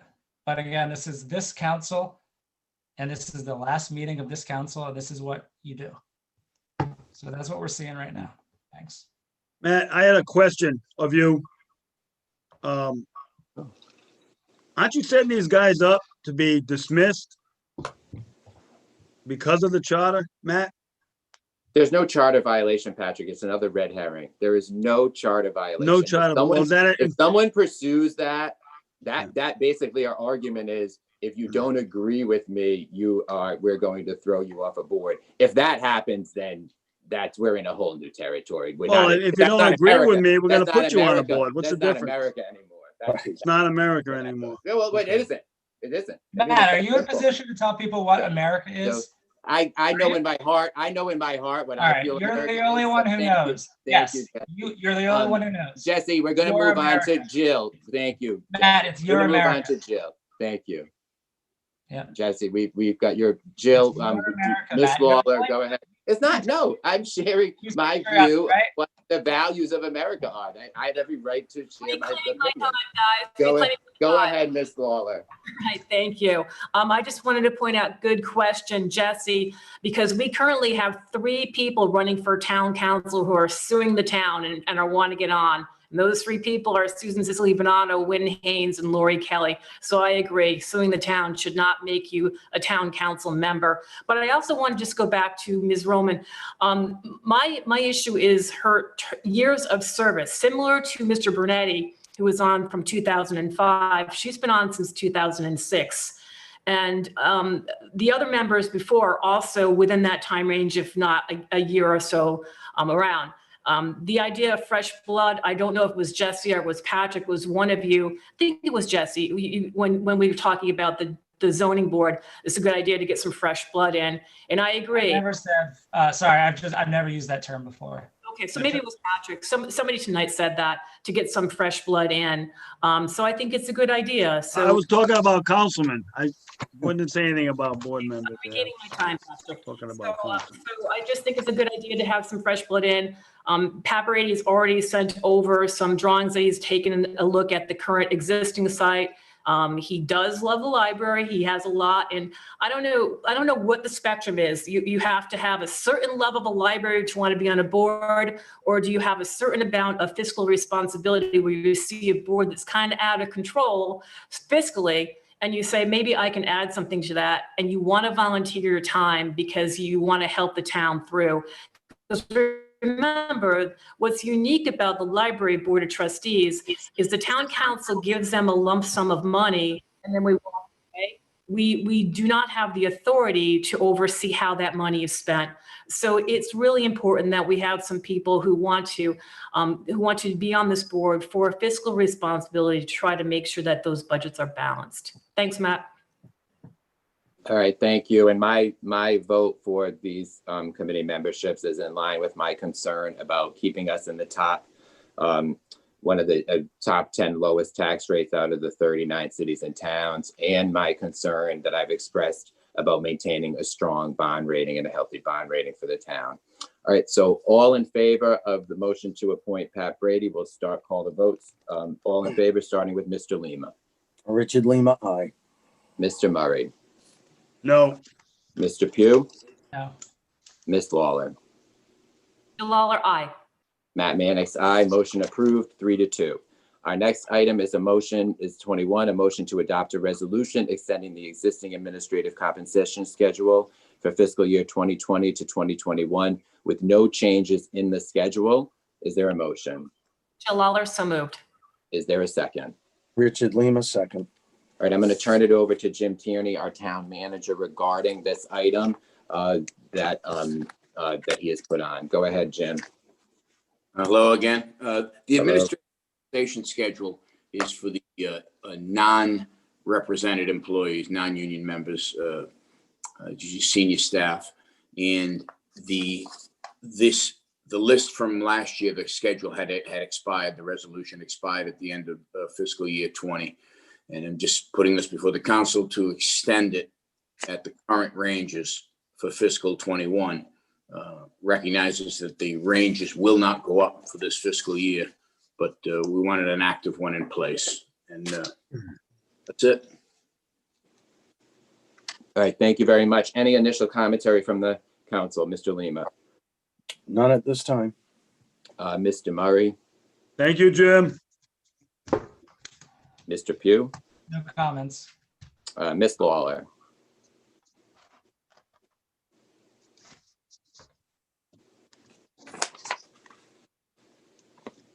Jill, are you out there? I'm sorry, I was muted. I have nothing. Thank you, Matt. All right, great. I thank Jim for putting this on. Are there any comments from the public? I'm going to ask our moderator. There is Catherine Celeberto. All right, name and address, please, for the record. Catherine Celeberto, 48 Earls Court. I have a question about some of these pay ranges. Just comparing apples to apples, police chief and fire chief, there's quite a difference in a potential salary here. Fire chief can only go up to 106, but police chief can go up to 115. And if you want to even make further comparisons, the deputy public works director could potentially make more than the fire chief. I don't really understand how these schedules were set up. And I think that police chief and fire chief should make the same range. And I don't think a deputy director of public works should make more than the fire chief. I'm confused about how this is set up. All right, thank you. Is there anyone else from the public? There is Stanley Wojciechowski. Stanley, go ahead, name and address, please. Stan Wojciechowski on Boston Neck Road. From what I understand, there's no increases in salaries. Is that what you're saying? No increases in the ranges. In the ranges. All right. So we're not moving up, and that's now I want to give the town manager a thank you very much.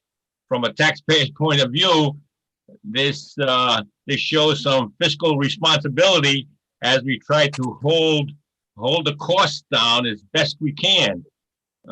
Thank you for that. All right, thank you. Is there anyone else? That's it. All right, just to answer the questions that came up on this, one of the speakers alluded to the variation. There is these have evolved over time, these salary ranges, and some people have stayed on as department heads longer than others. And so their range increased, while at other times, those people who didn't stay on as long, their range didn't. But I do understand the point that there sometimes looks like there's inconsistency, but it is about sometimes seniority and other factors. And I could go into more specifics on a one-on-one basis based on the history, but I don't want to bore anyone with that. But the comment I want to make is that they have evolved, and that's why they don't always match up in a black and white way. All right. All right. So on that, I'm going to call the vote on the ranges. All in favor, starting with Mr. Lima. Richard Lima, aye. Mr. Murray. Aye. Mr. Pugh. Pugh, aye. Ms. Lawler. Jill Lawler, aye. Matt Mannix, aye. Motion approved 5-0. Item 22 is a motion to introduce, read, pass, and accept as a first reading an ordinance and amendment of Chapter 14 of the Code of Ordinances of the Town of Narragansett, Rhode Island, entitled Businesses, specifically Section 14-521/C. Is there a motion? Jill Lawler, so moved. Is there a second? Richard Lima, second. All right, discussion. I'm going to turn it over to the town manager. This is an increase in the rental registration fee. I know there's a lot of opinions on this. I had hoped to get something on in the wake of the budgetary discussion. In the budget, we increased the average rental registration fee from $85 to $120. But I do know that people have different points of view about how we should get there. I'm going to turn it over to Jim about what the budget shortfall would be. And this is something that's probably going to straddle two councils.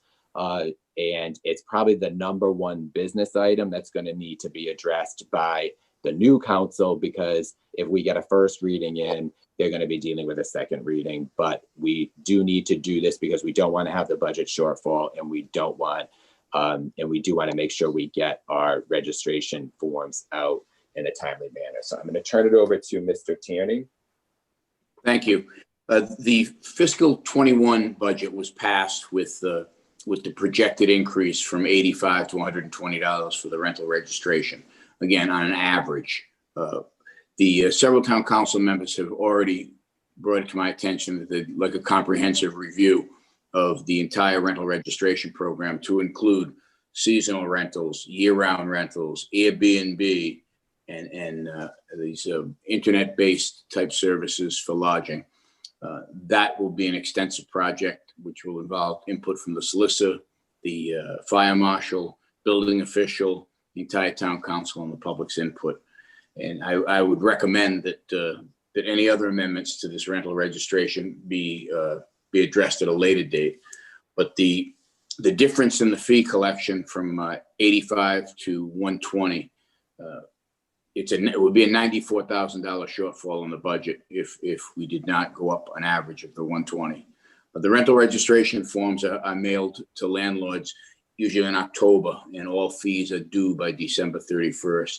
I've spoken to Wayne, our building official, and we're going to hold off sending them out until such time as we know where the council's going in what direction. Great, thank you. And just one other suggestion I would make on this is if the council really needed to work on this, there's also the option, and I could be wrong on this, but that the rental registration fee due date could be extended. So then the forms could go out later. But again, that's just an idea. I'm not advocating for it, but there's a remedy for everything is one thing I always have said. So except for death. So, all right, start with Mr. Lima. Do you want to go ahead, Mr. Lima, and speak to this item? Well, again, we were discussing this and I did send in some recommendations for the form itself. As I've said in the past, this form has to be the town's legal document. And as far as the fees go, you know, with COVID going on and people in this town have year-round rentals, most of these year-round rentals are housing either families or individuals that live here year-round. I don't know what the laws are.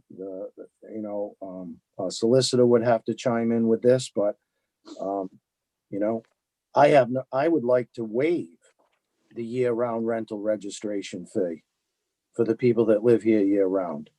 And as far as seasonal rental goes, it's seasonal rental. They're making good money. People are coming down here. I don't know why it's so inexpensive. On the form, $85 for a seasonal rental. That price should be up in the $250, $300 range. There's no reason that it's not. It's the price of doing business, and they're making plenty of money. So again, I know there's been some talk about, a bedroom price. I get that, but on a bedroom price, what I see that I don't agree with there is your year-round rental people. So if you have a year-round family that has a 4-bedroom, they're going to pay, if the number was $25, it'd be $100. If it was $50, it'd be $200. So I think right now what we're going through with COVID, the year-round rentals, the families, the people who live here year-round, the landlords that are, not doing the seasonal rental because, again, they're trying to hold the fort down with families and people in our community, which, again, keeps the pie going. The money stays in the community. I personally would waive the year-round rental registration fee, and I would up the seasonal $250, $300. Again, we're going to have to implement some enforcement, and that money should come out of this. And the enforcement side of it, I'd like to see the statistics. I don't think they're on the year-round rentals. So for the enforcement side, I think it's on the seasonal rentals is where we really need to tighten up the gap, get on board, get a handle on it, get a hold of it, and do the right thing for this town. Thank you. Thank you. Mr. Murray. Okay, yeah, I don't think we can charge one group of residential rentals, a different rate because they're year-round or seasonal. That would be yet another lawsuit because you have to, it's a rental basket. They got to be treated equally. You can't designate one summer, winter should be charged more, although it makes sense. The only thing I've been advocating is charged by the bedroom.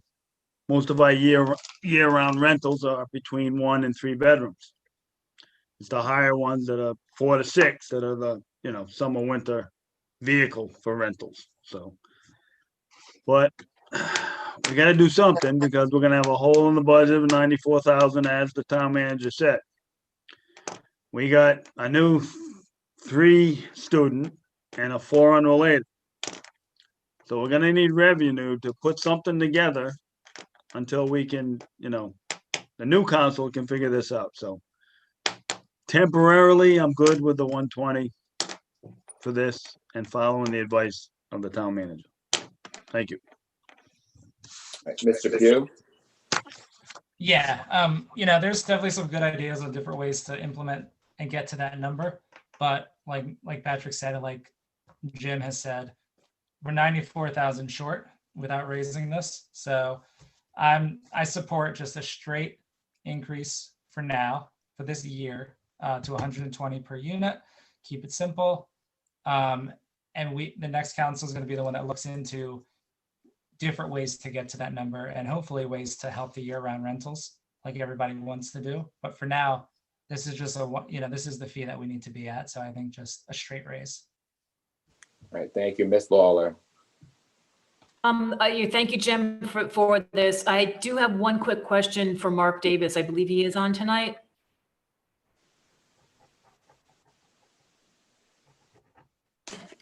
Still here? Mark? Well, if he's not on, the question I wanted to ask was Rick's question, because I also would like to see year-round rentals waived. I believe from discussions I've had with him in the past that is something that we can do, Patrick. So for questions as far as legality, I'd like to send it to the attorney to have him give his legal judgment. But I go ahead with Jim's recommendation for tonight and wait for the response from our legal counsel about whether or not we can charge two different fees. Thank you. So there seems to be some sentiment to do something different than the 120, but this would be a first reading of just going flat to the 120. And then this would straddle councils, because the new council would look at a second reading, which they'd have the option there to amend if they could in the interim. Again, we've talked about this as kind of the first order of business of a new council. So we know we have the budgeted amount. And so I think this gets the ball rolling.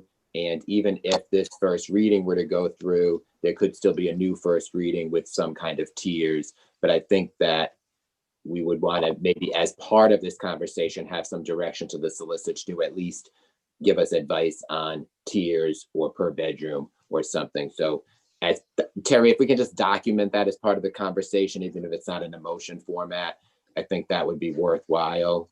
And have our solicitor and his staff look at that.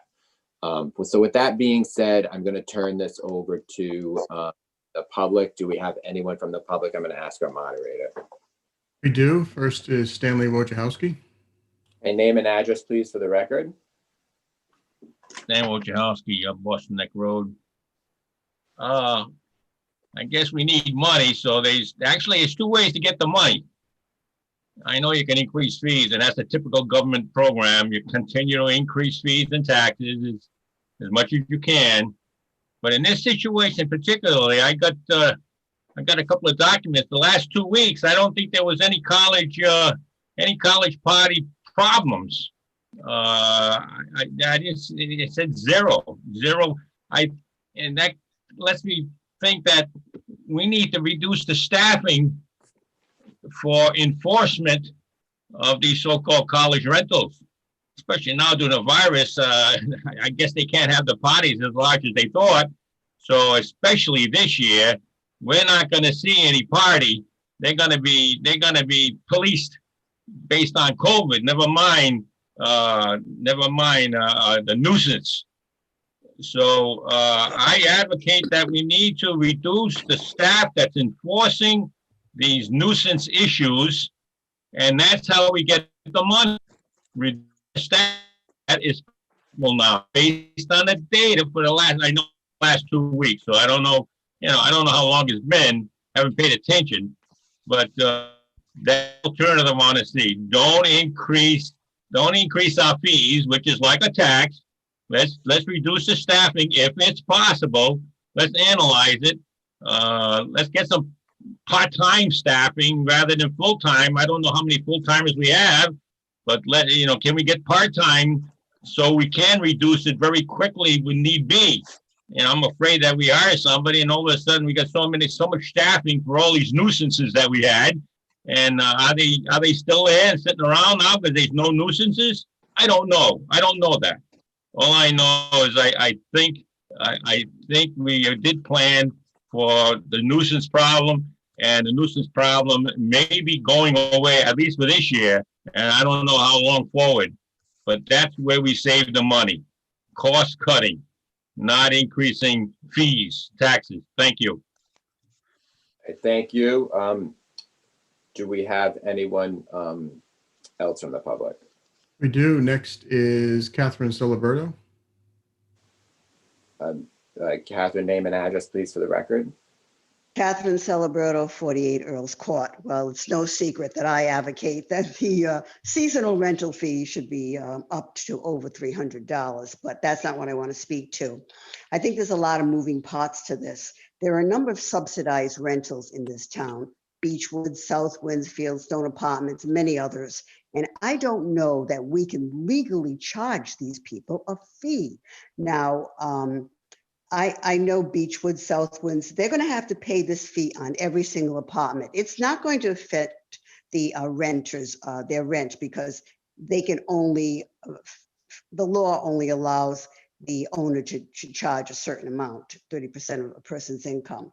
But I don't think that we should be charging subsidized rentals a registration fee. And that also goes for somebody who happens to rent a home to somebody with a subsidy or a voucher. The other thing is waiving the fee on an annual rental. Frankly, Jill, I just think that's ludicrous. A seasonal, an annual rental in a single family home, I've looked into this, and I don't think there's one in town that's less than $1,500. I mean, do the math. You're talking about somebody raking in 18 grand a year. I think they can pay the $120. And I'd rather see the seasonal rental get raised and maybe keep the annual at 120. It's just nickels and dimes though, really, considering the amount of money these people are pulling in. But I'm very concerned about the subsidized apartments, the elderly apartments and the low income apartments being charged this fee. Maybe it's something the solicitor could look into, I don't know. But the other thing is this, some of these apartment buildings pay the commercial rate. I've looked some of them up. I know Stanley pays a commercial rate on some of his apartment buildings. To me, you're paying 1.4 times the residential rate. I don't know why you would pay a rental registration fee too. So I think this has to be a tiered approach. And I'd like, as Jill said, the solicitor to look into that if that's possible. Thank you. Thank you. Who do we have next? Next, we have Mary. Name and address, please, for the record. Thank you, Mary Nato, 10 2nd Street, Narragansett. My only comment is I think you should pass the 120 now and then have legal look at doing something by bedrooms or something different in the future, but not get into any legal problems right now, just so you can balance your budget and be consistent. And that was my only suggestion. Thank you. All right, thank you. We've got Miss Town here left. Miss Town wants to speak. Yeah, she's not speaking because she swore on the. Well, I swore last week. I'm still speaking. Well, that's great. All right. All in favor. Starting with Mr. Lima. Are we voting on the 120 increase, Matt? Yes, we are.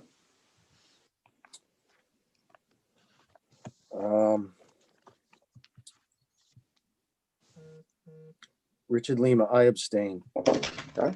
Mr. Murray. Aye. Mr. Pugh. Jesse Pugh, aye. Miss Lawler. Lawler, aye.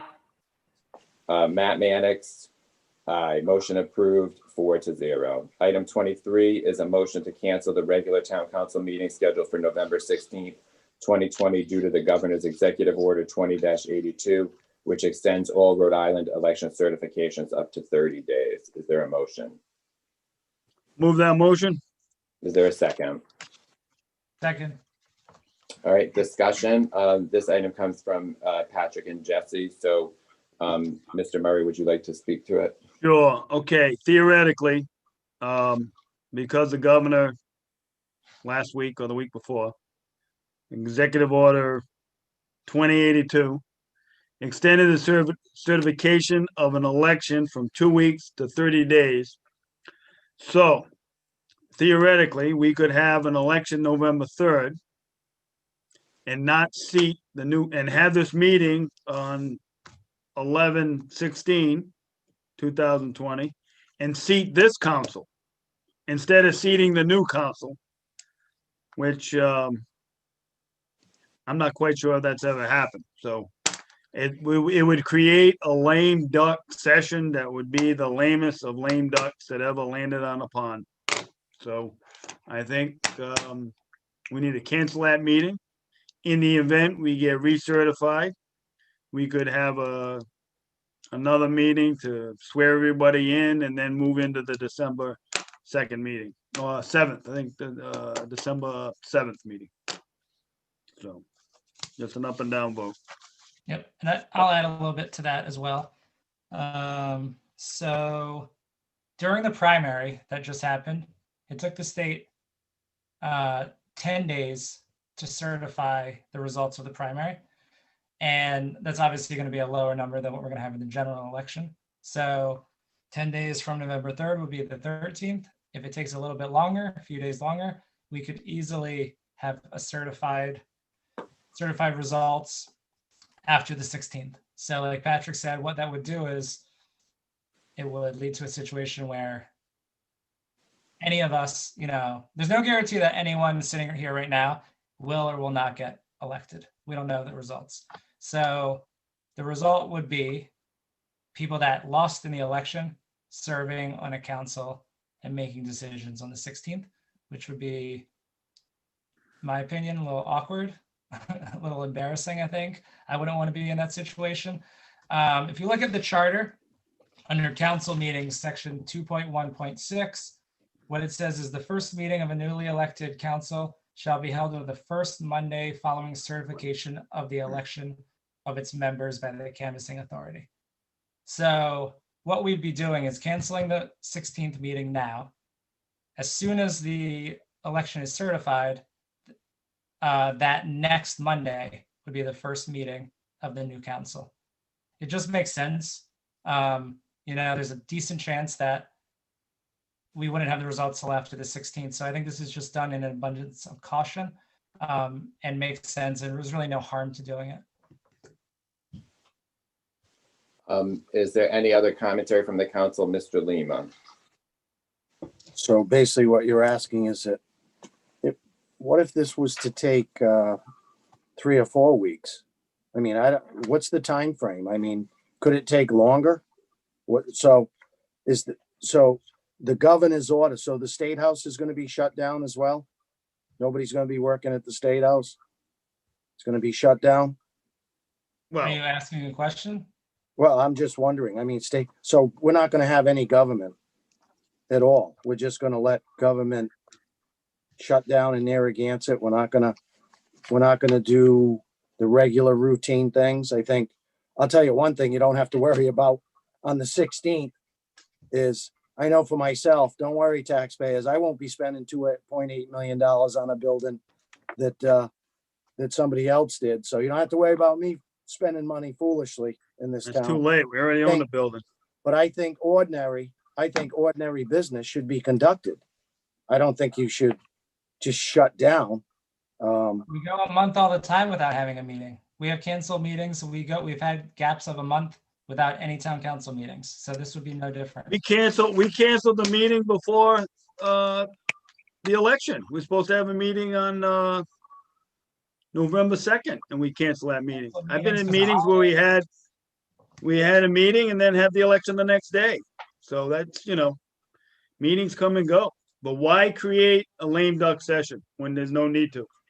What do we actually, I mean, we're just going to continue with carrying our business out, right? Making some of the approvals of budgeted items, consent agendas. There's no reason, once the certification, we could have an emergency meeting if something came up. I mean, it's been done before. Have an emergency meeting with this council, but not have a regular meeting. Well, if you had to, it's up, vote the way you want. It's just that I just think you're creating a lame duck. You're going to be making decisions for the next 2 years. So. Ms. Lawler. Jill, you're muted. I have to agree with Rick. We can't have government come to a standstill because of this. You know, certainly decisions that need to be made to make the town go forward. And as my good friend, Ms. Rogers pointed out, I did speak to a lot of people in town hall, town employees, and wanted to find out how they felt about the fact that the council may not be meeting for a period of time. And they, quite frankly, were concerned that some items that they need to have happen so that they can do their jobs to serve this town might not happen. So that having said, I have to echo the remarks of Rick, and I will not be supporting this. So we've canceled many times the meetings the night before the primary and the election because people are distracted on those evenings. When we do that, which we do at the beginning of the calendar year, we make sure that the items are dealt with at the meeting prior, and then a lot of the items can go on to the meeting that follows. So there's a lot of things that continue. The town business continues. And this is the 82nd executive order. Right, this is the 82nd executive order. There's been some since then. This was on October 2nd. And it does do what Patrick said.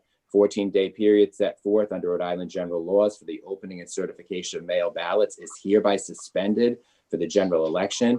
The period for the opening and certification of mail ballots shall be extended to 30 days. My hope is that the Board of Elections and the governor are zealous about getting the vote count finished.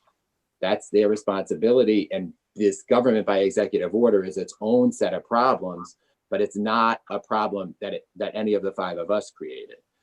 We have town business that has to continue and go forward. There's a regular meeting scheduled. I've sat with the clerk and with the manager to make sure that we've had the two meetings surrounding the meeting we canceled, which we canceled for many reasons because our town clerk's office is working overtime because of the mixed mandates from the state. Right. So we got to stop, the playing of games and all that. This isn't playing a game. Please don't interrupt me. Please don't interrupt me. There are two major items you four are going to need to deal with. Okay, at the four of you are going to need to deal with if you get reelected that are on your next agenda, which are this whole zoning. The raise from 85 to 120 and whether you're going to tier that or not, and your liquor license renewals, which are to be done by the beginning of December. So you have major town business that takes place at this time of year that it's irresponsible to cancel the meeting. We've canceled meetings we have reasons for doing it. Okay, so that's why that goes that way. So is there anyone from the public, Mr. Holland? Nobody from the public. Okay, all in favor, starting with Mr. Lima. Richard Lima, no. Mr. Murray. Aye. Mr. Pugh. I'm going to add one more comment as to why there's a difference between the state legislature continuing after the election, after they've lost their seat, and how that's different from a small town body doing so.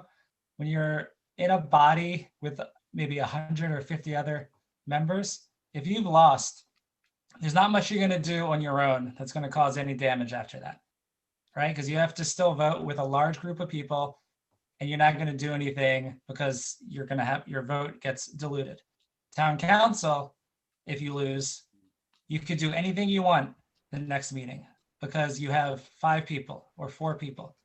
So there are a lot of things that could be done that are damaging to the town after a loss that don't exist at the state level. So that's why it's a difference. So that's probably why the policy at the town is to switch over immediately after the election and not have a lame duck session. That's why the policy is that. All right. So I'm a yes for this. Ms. Lawler. So I'm going to be voting no on this. From what I understand, there's no provision in the charter that does not allow us to continue to have a meeting. So I am going to be voting this down. Okay, so what is your vote? I am not going to vote to cancel the meeting. Okay, great. So that's a no. Matt Mannix, no. A motion fails 2-3. This is just like Godfather 3. Just when I think I'm out, you keep sucking me back in. There you go. You want to we can segue to public comment with Patrick there. Matt, so there we go. We're moving to public comment. Please keep comments to 3 minutes. So Jill, go ahead if you'd like to speak during public comment. I had wanted to, and I apologize to Jim. I had forgotten to ask him at the initial part of the meeting. I'd asked Jim to prepare some comments surrounding URI and COVID.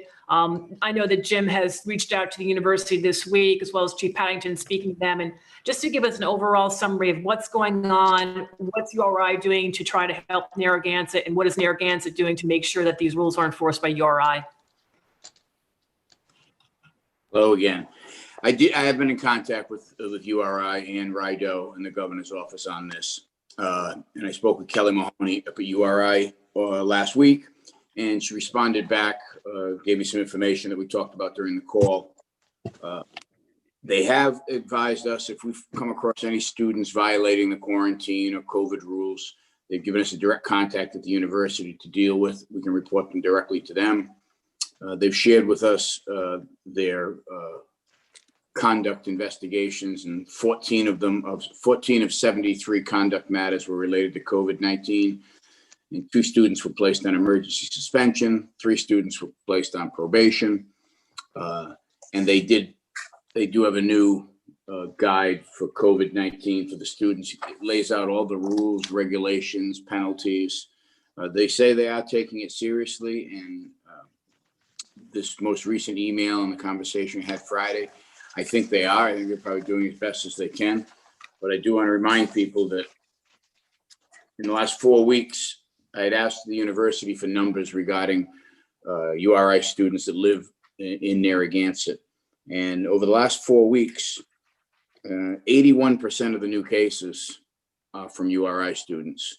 That's 154 cases that were from URI just in the last 4 weeks. So we do have to pay attention to it and continue to work with them and keep voicing our concerns to them. But we can report to the police department, or the fire department can report directly to URI, the contact person. And currently the police department's already had a couple of situations where they've documented violations of the executive order COVID rules and forward them to RIDO for action, for the civil action. But the police department themselves is not issuing summonses or anything for a COVID violation. But we are passing them along to the regulatory agencies that'll handle that. But I do want to remind people, it doesn't look like there's going to be any reduction on the university. It's consistently climbed for the last 4 weeks. There were 74 cases from URI last week alone, just in town. So I'd like to remind people just to be vigilant, and that's it. We'll stay on top of it. All right, thank you. Great, thank you. All right, so we've got our period of public comment. Any comments that people would like to make regarding issues affecting the town, please keep your comments within the 3 minutes and keep them civil. We're going to go to our moderator regarding our speakers who would like to speak. First, we have Meg Rogers. All right, name and address, please, for the record. Good evening, Margaret Rogers, 68 Earls Court, Narragansett. So the sisters who educated me in Dorchester for the benefit of Mr. Lima always encouraged us to study the art of précis. So I think I would like to give a little précis of what's transpired over the last 2 years.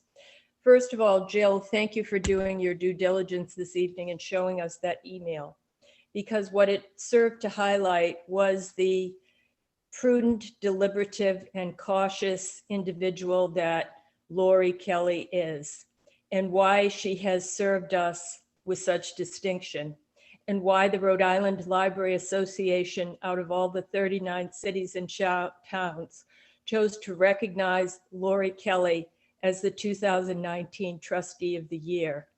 As was said by the woman whom you rejected tonight, Gail Shields, a member of our trustees, former member of our trustees. In the 59 years of volunteering, said Gail, I have never met anyone who works so hard or is as dedicated as Lori Kelly.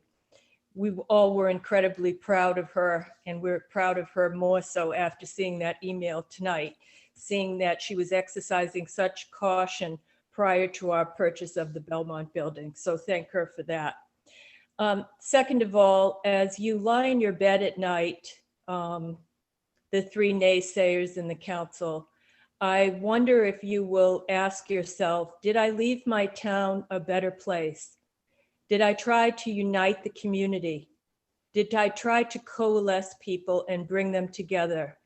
And most importantly, did I honor my obligation to the people, to the charter, and did I tell the truth?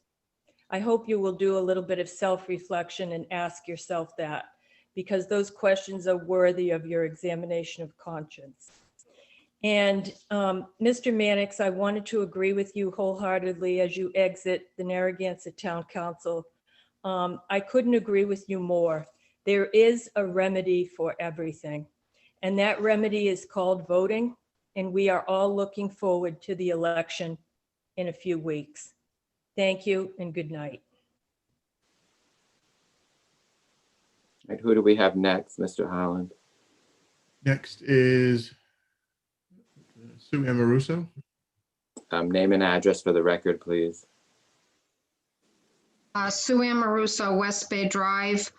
I just, this library thing, it's like library Groundhog Day all over again, and it looks like it's going to continue for at least another meeting. This whole bond rating thing about, we don't want to jeopardize our bond rating.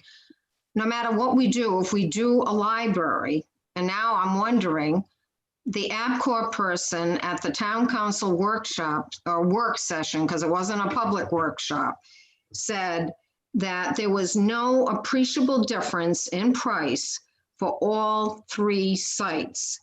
And he did repeat a couple of times about the old library. He said, anything could be done, but it would be a very large building with a very small parking lot.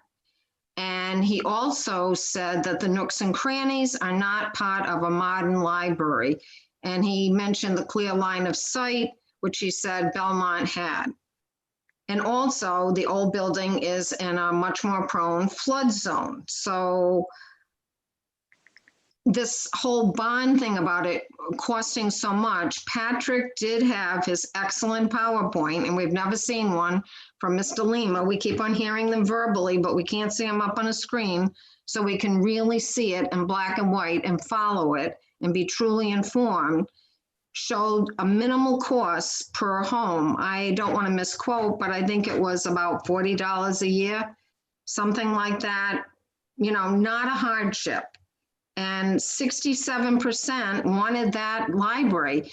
And the advertisement in the paper did say Belmont. It didn't say it on the ballot, but all the advertisements leading up to that. So all the people that read those advertisements, that was in their brains when they were voting. I mean, I talked to people, I said, I don't know, where is this coming from? We all knew it was the Belmont building. So, but you're, oh yeah, So, and we do have to remember that the library for this town that has so much is in state violation. It is not ADA compliant for people with disabilities, and it does not meet the state requirements for libraries. So here we are in this beautiful town, and we have a library that can't meet the minimum state requirements. And we're only open because of waivers. So Narragansett needs a new library. And as far as URI, I think all of the residents need to mask up. I don't think our compliance is very high because we got this feeling we're at the beach, we're at the wall, the germs are all not there. Mask up, and I think that will help, not only with URI kids, but I think as adults and residents. And as far as eliminating somebody because they swore, I do know I've heard a couple of people say other words in the background from different council members, not that often, but I think the Supreme Court has already decided that you are allowed to swear at town meetings as long as they do not stop the town meeting itself. So I would think that you're in violation, and you should check it out with the lawyer, town solicitor that, even though I don't personally want to swear, and I hardly ever swear because my kids would be in shock, but you do have that constitutional right. So I think to eliminate someone without checking that out, that does a disservice to everyone. It may be unacceptable to some people, but I think it is guaranteed under the First Amendment by the Supreme Court. So you might want to check into that before the next meeting so you don't eliminate anyone from speaking, you know, if it's allowed under the law. Thank you. I'm gonna ask our moderator who we have next. Next is Win Hames. All right, Win, name and address, please, for the record. Winters v. Hames, 30 Wood Avenue, Narragansett. The question, Matt, concerning the you're postponing or going into a lame duck session. You're not running for re-election. Technically, your term ends election day.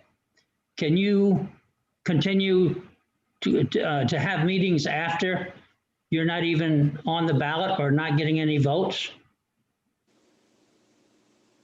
The new council is seated at the November meeting. That's when they're supposed to be.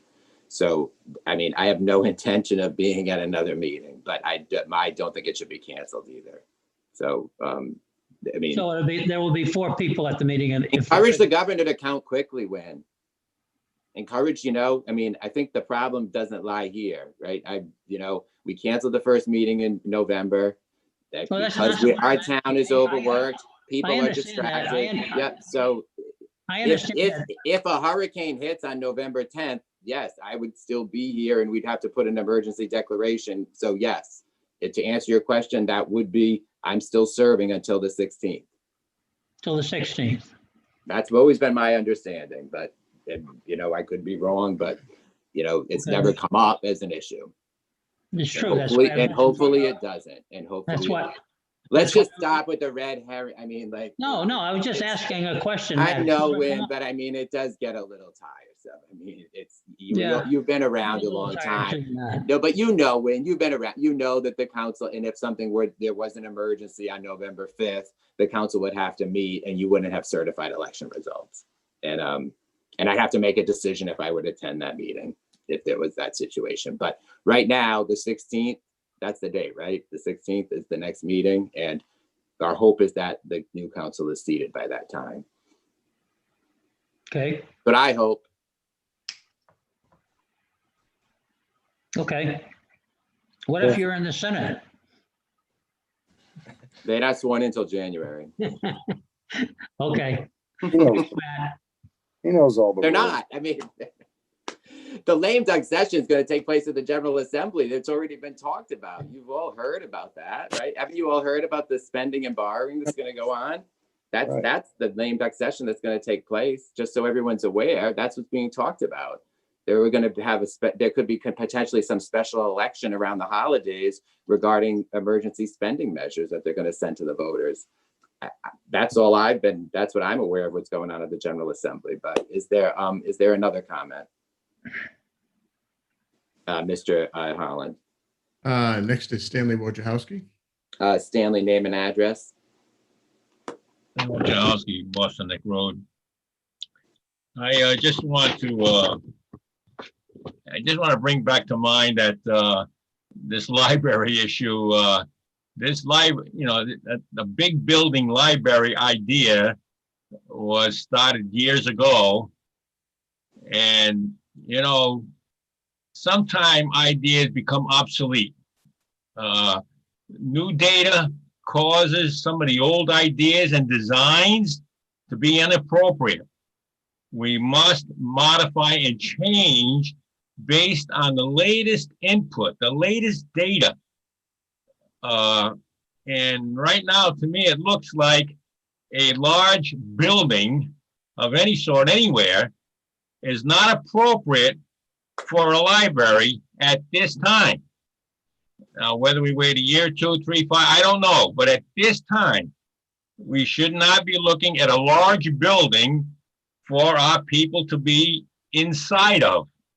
And we have an option. That's it. We have an option. We have 3 school libraries. We have 4 library sites 3 school library sites which are very good for our children and should be utilized. We should add a staff member from the main library and staff, put two people at each school, and we should have our children serviced through the school libraries where there'll be less chance of any sickness. We should be utilizing all our facilities. When I used to work, we used to utilize our facility 3 shifts, 24 hours a day. Companies would utilize their facilities 24 hours a day, 7 days a week before they built another facility. Now, I'm not proposing that here. However, we do have existing facilities which are more appropriate at this time that we should be looking at, and it's only a reassessment of our staff. How do we staff it? How many hours? What hours? You know, I'd like to see us library staff from 12 to 8 at night. So now the children can stay there till late at night. Parents can pick them up. You know, there's all kinds of options that we must look at now, rather than a big mansion building based on a virus to start with. We need to put a halt, a stop to the old obsolete idea at this time. I'm not saying forever. We can make another analysis, you know, as the new council and everybody comes in brand new, they can change things if they want. But right now, based on the data, based on what we're into, we must stop everything, halt, stop everything concerning the library until we know what's going on, get the data right. Thank you very much. All right, thank you. I'm going to ask if there's anyone else for our moderator. Next is Steve. Steve, name and address, please, for the record.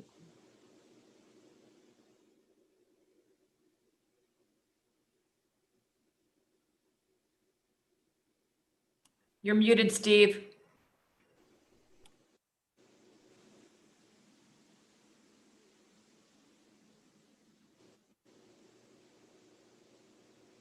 Next is Catherine Soliberto until Steve comes back. Catherine, name and address, and we're going to ask Steve to get his microphone in order. Go ahead, Catherine. Catherine Celebrato, 48 Earls Court. I think I missed a little bit of what Jim said, but Steve Ferrendi wrote a letter to Kathy Collins from URI, and part of her response was that she's saying, know that students from on and off campus who have tested positive are asked to move to isolation at a local contracted hotel for their isolation period. Now, what I'd like to know is, did anyone from URI mention that to you, that the students in our community who are positive will be moved to a hotel?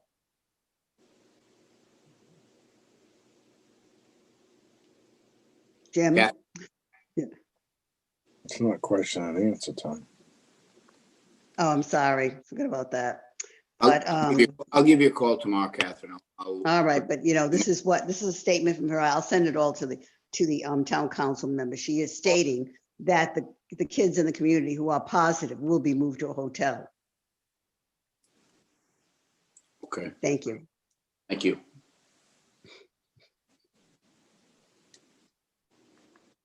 All right, I'm going to ask our moderator if there's anyone. Steve, you're on. Oh, okay. So, sorry, council members. I think it's Steve Ferrandi, 44 Sylvan Road. I just had a few observations about the COVID-19 URI situation in some of these Narragansett neighborhoods. I've been trying to keep an eye on it. I've actually been emailing Kathy Collins and the governor also. Haven't, as Jim said, we're trying, but I don't really have any information about my neighborhood. The last couple of weeks, I'm looking at 38 cases in Narragansett 2 weeks ago, another 85 last week. That gives us 123. We have 274 right now. So we've had 44% of the cases in Narragansett in the last 2 weeks. Yes, March or so. Oh, this is really unacceptable. And I think URI needs to let us know where these cases are, if they're in these neighborhoods, I'm looking at 500 to 750 to 800 students in my neighborhood in Eastwood Look. We don't know where they are. We don't know how many are quarantining. And I've actually had some of my membership tell me they're not too happy about even staying in this neighborhood. They want to think, if they're asking me if they want to stay with family members or not. So I think it's imperative that the town get a hold of URI, since I think they participated in causing this overcrowding. We've had a lot of these houses, instead of 4 and 5, there's 6 and 7 and 8 people living in there due to the fact of what they did with limiting their on-campus students, lobbying us that we couldn't do our own ordinance for 3 students. And then they emptied their campus out, and lo and behold, where does it go? It gets, these neighborhoods get filled up. Anyway, whatever the town can do to put the pressure on URI, to work with some of these neighborhood association members with the town, and let us know where how many cases we have. I'd like to know how many out of my 500 to 750 have COVID. My little neighborhood of about 15 or 20. That's just my concern. So I hope that the town will be able to, lobby for us residents, try to get us this information to keep it. Thank you. Thank you. Ask if we have anyone else from the public. We do. Next is Mary. Mary, name and address for the record, please.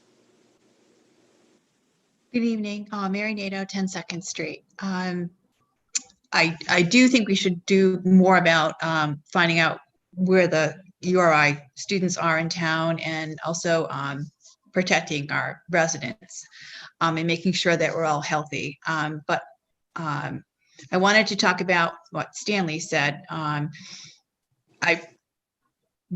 No public people are allowed other than the students in the school library. So you can't have an adult go into the library, or a student, another person from another area, or a early reader, a toddler go into the public schools and have reading with the children's librarian. So it has to be only students in that school that can be in that school library. So it's against the law.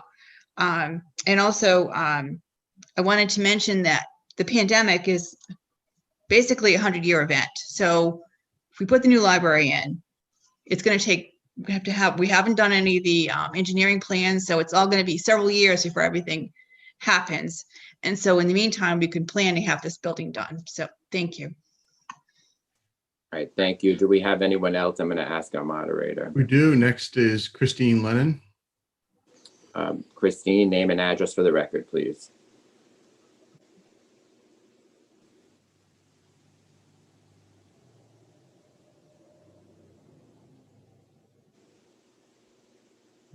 Christine, you need to unmute.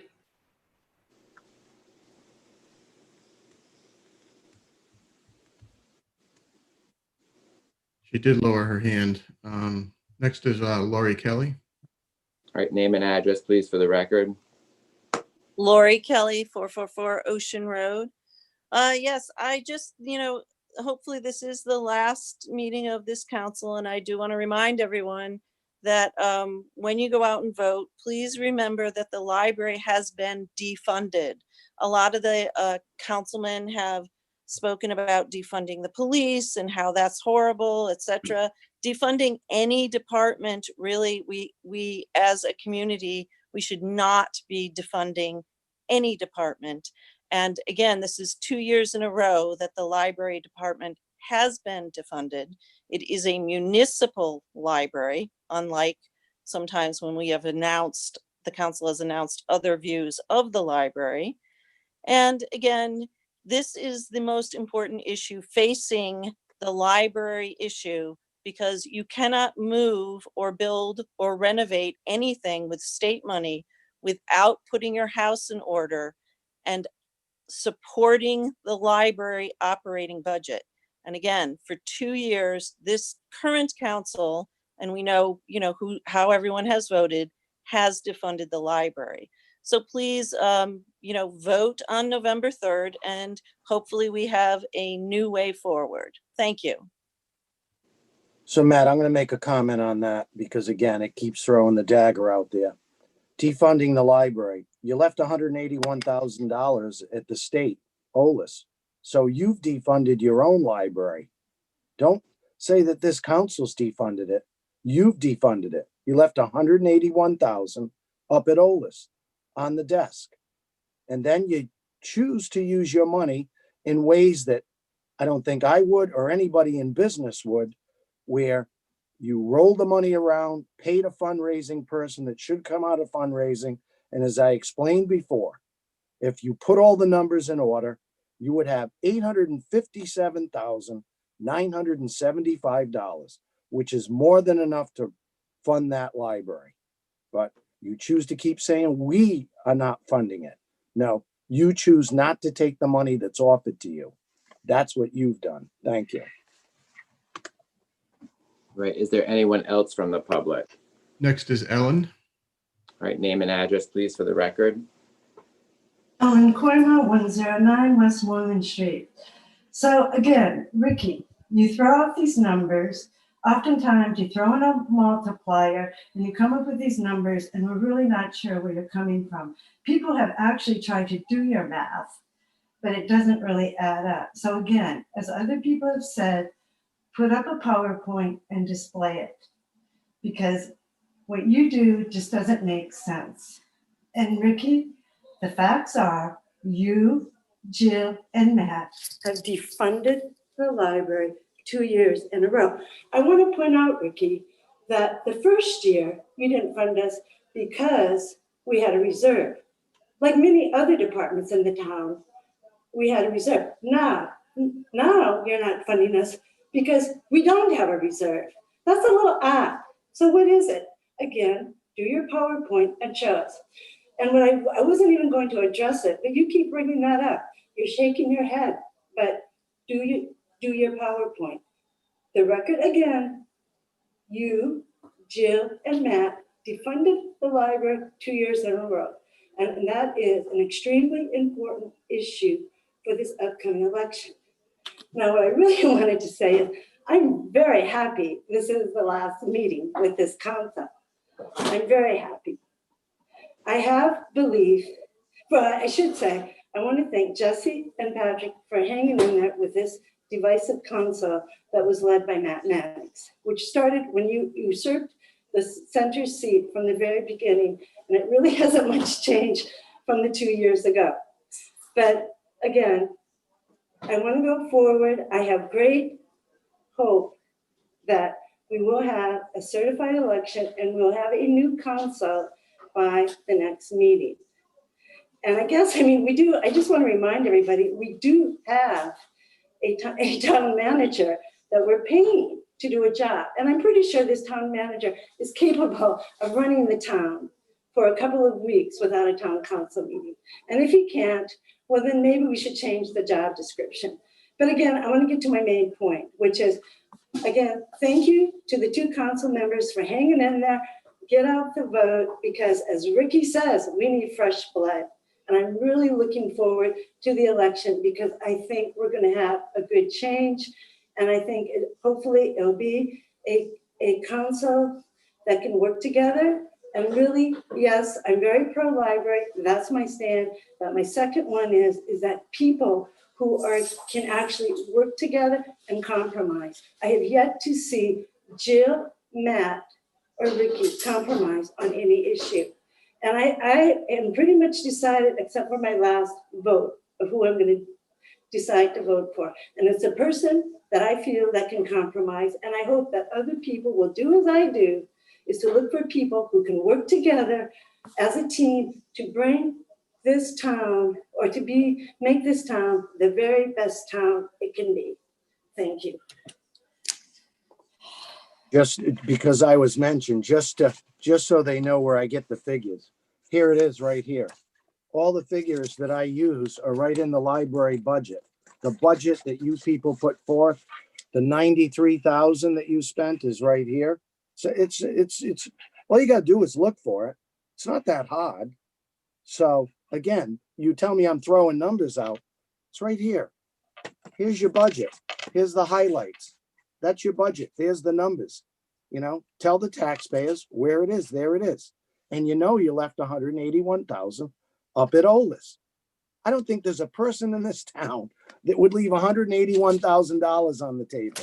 So I hope we get some people on the library board that will go up and grab those checks when they're offered to the town of Narragansett. I hope they do that, because I'll drive them up there to get the checks. I think we need the money. Thank you. I think I'm gonna ask our moderator if there's anyone else. That's it.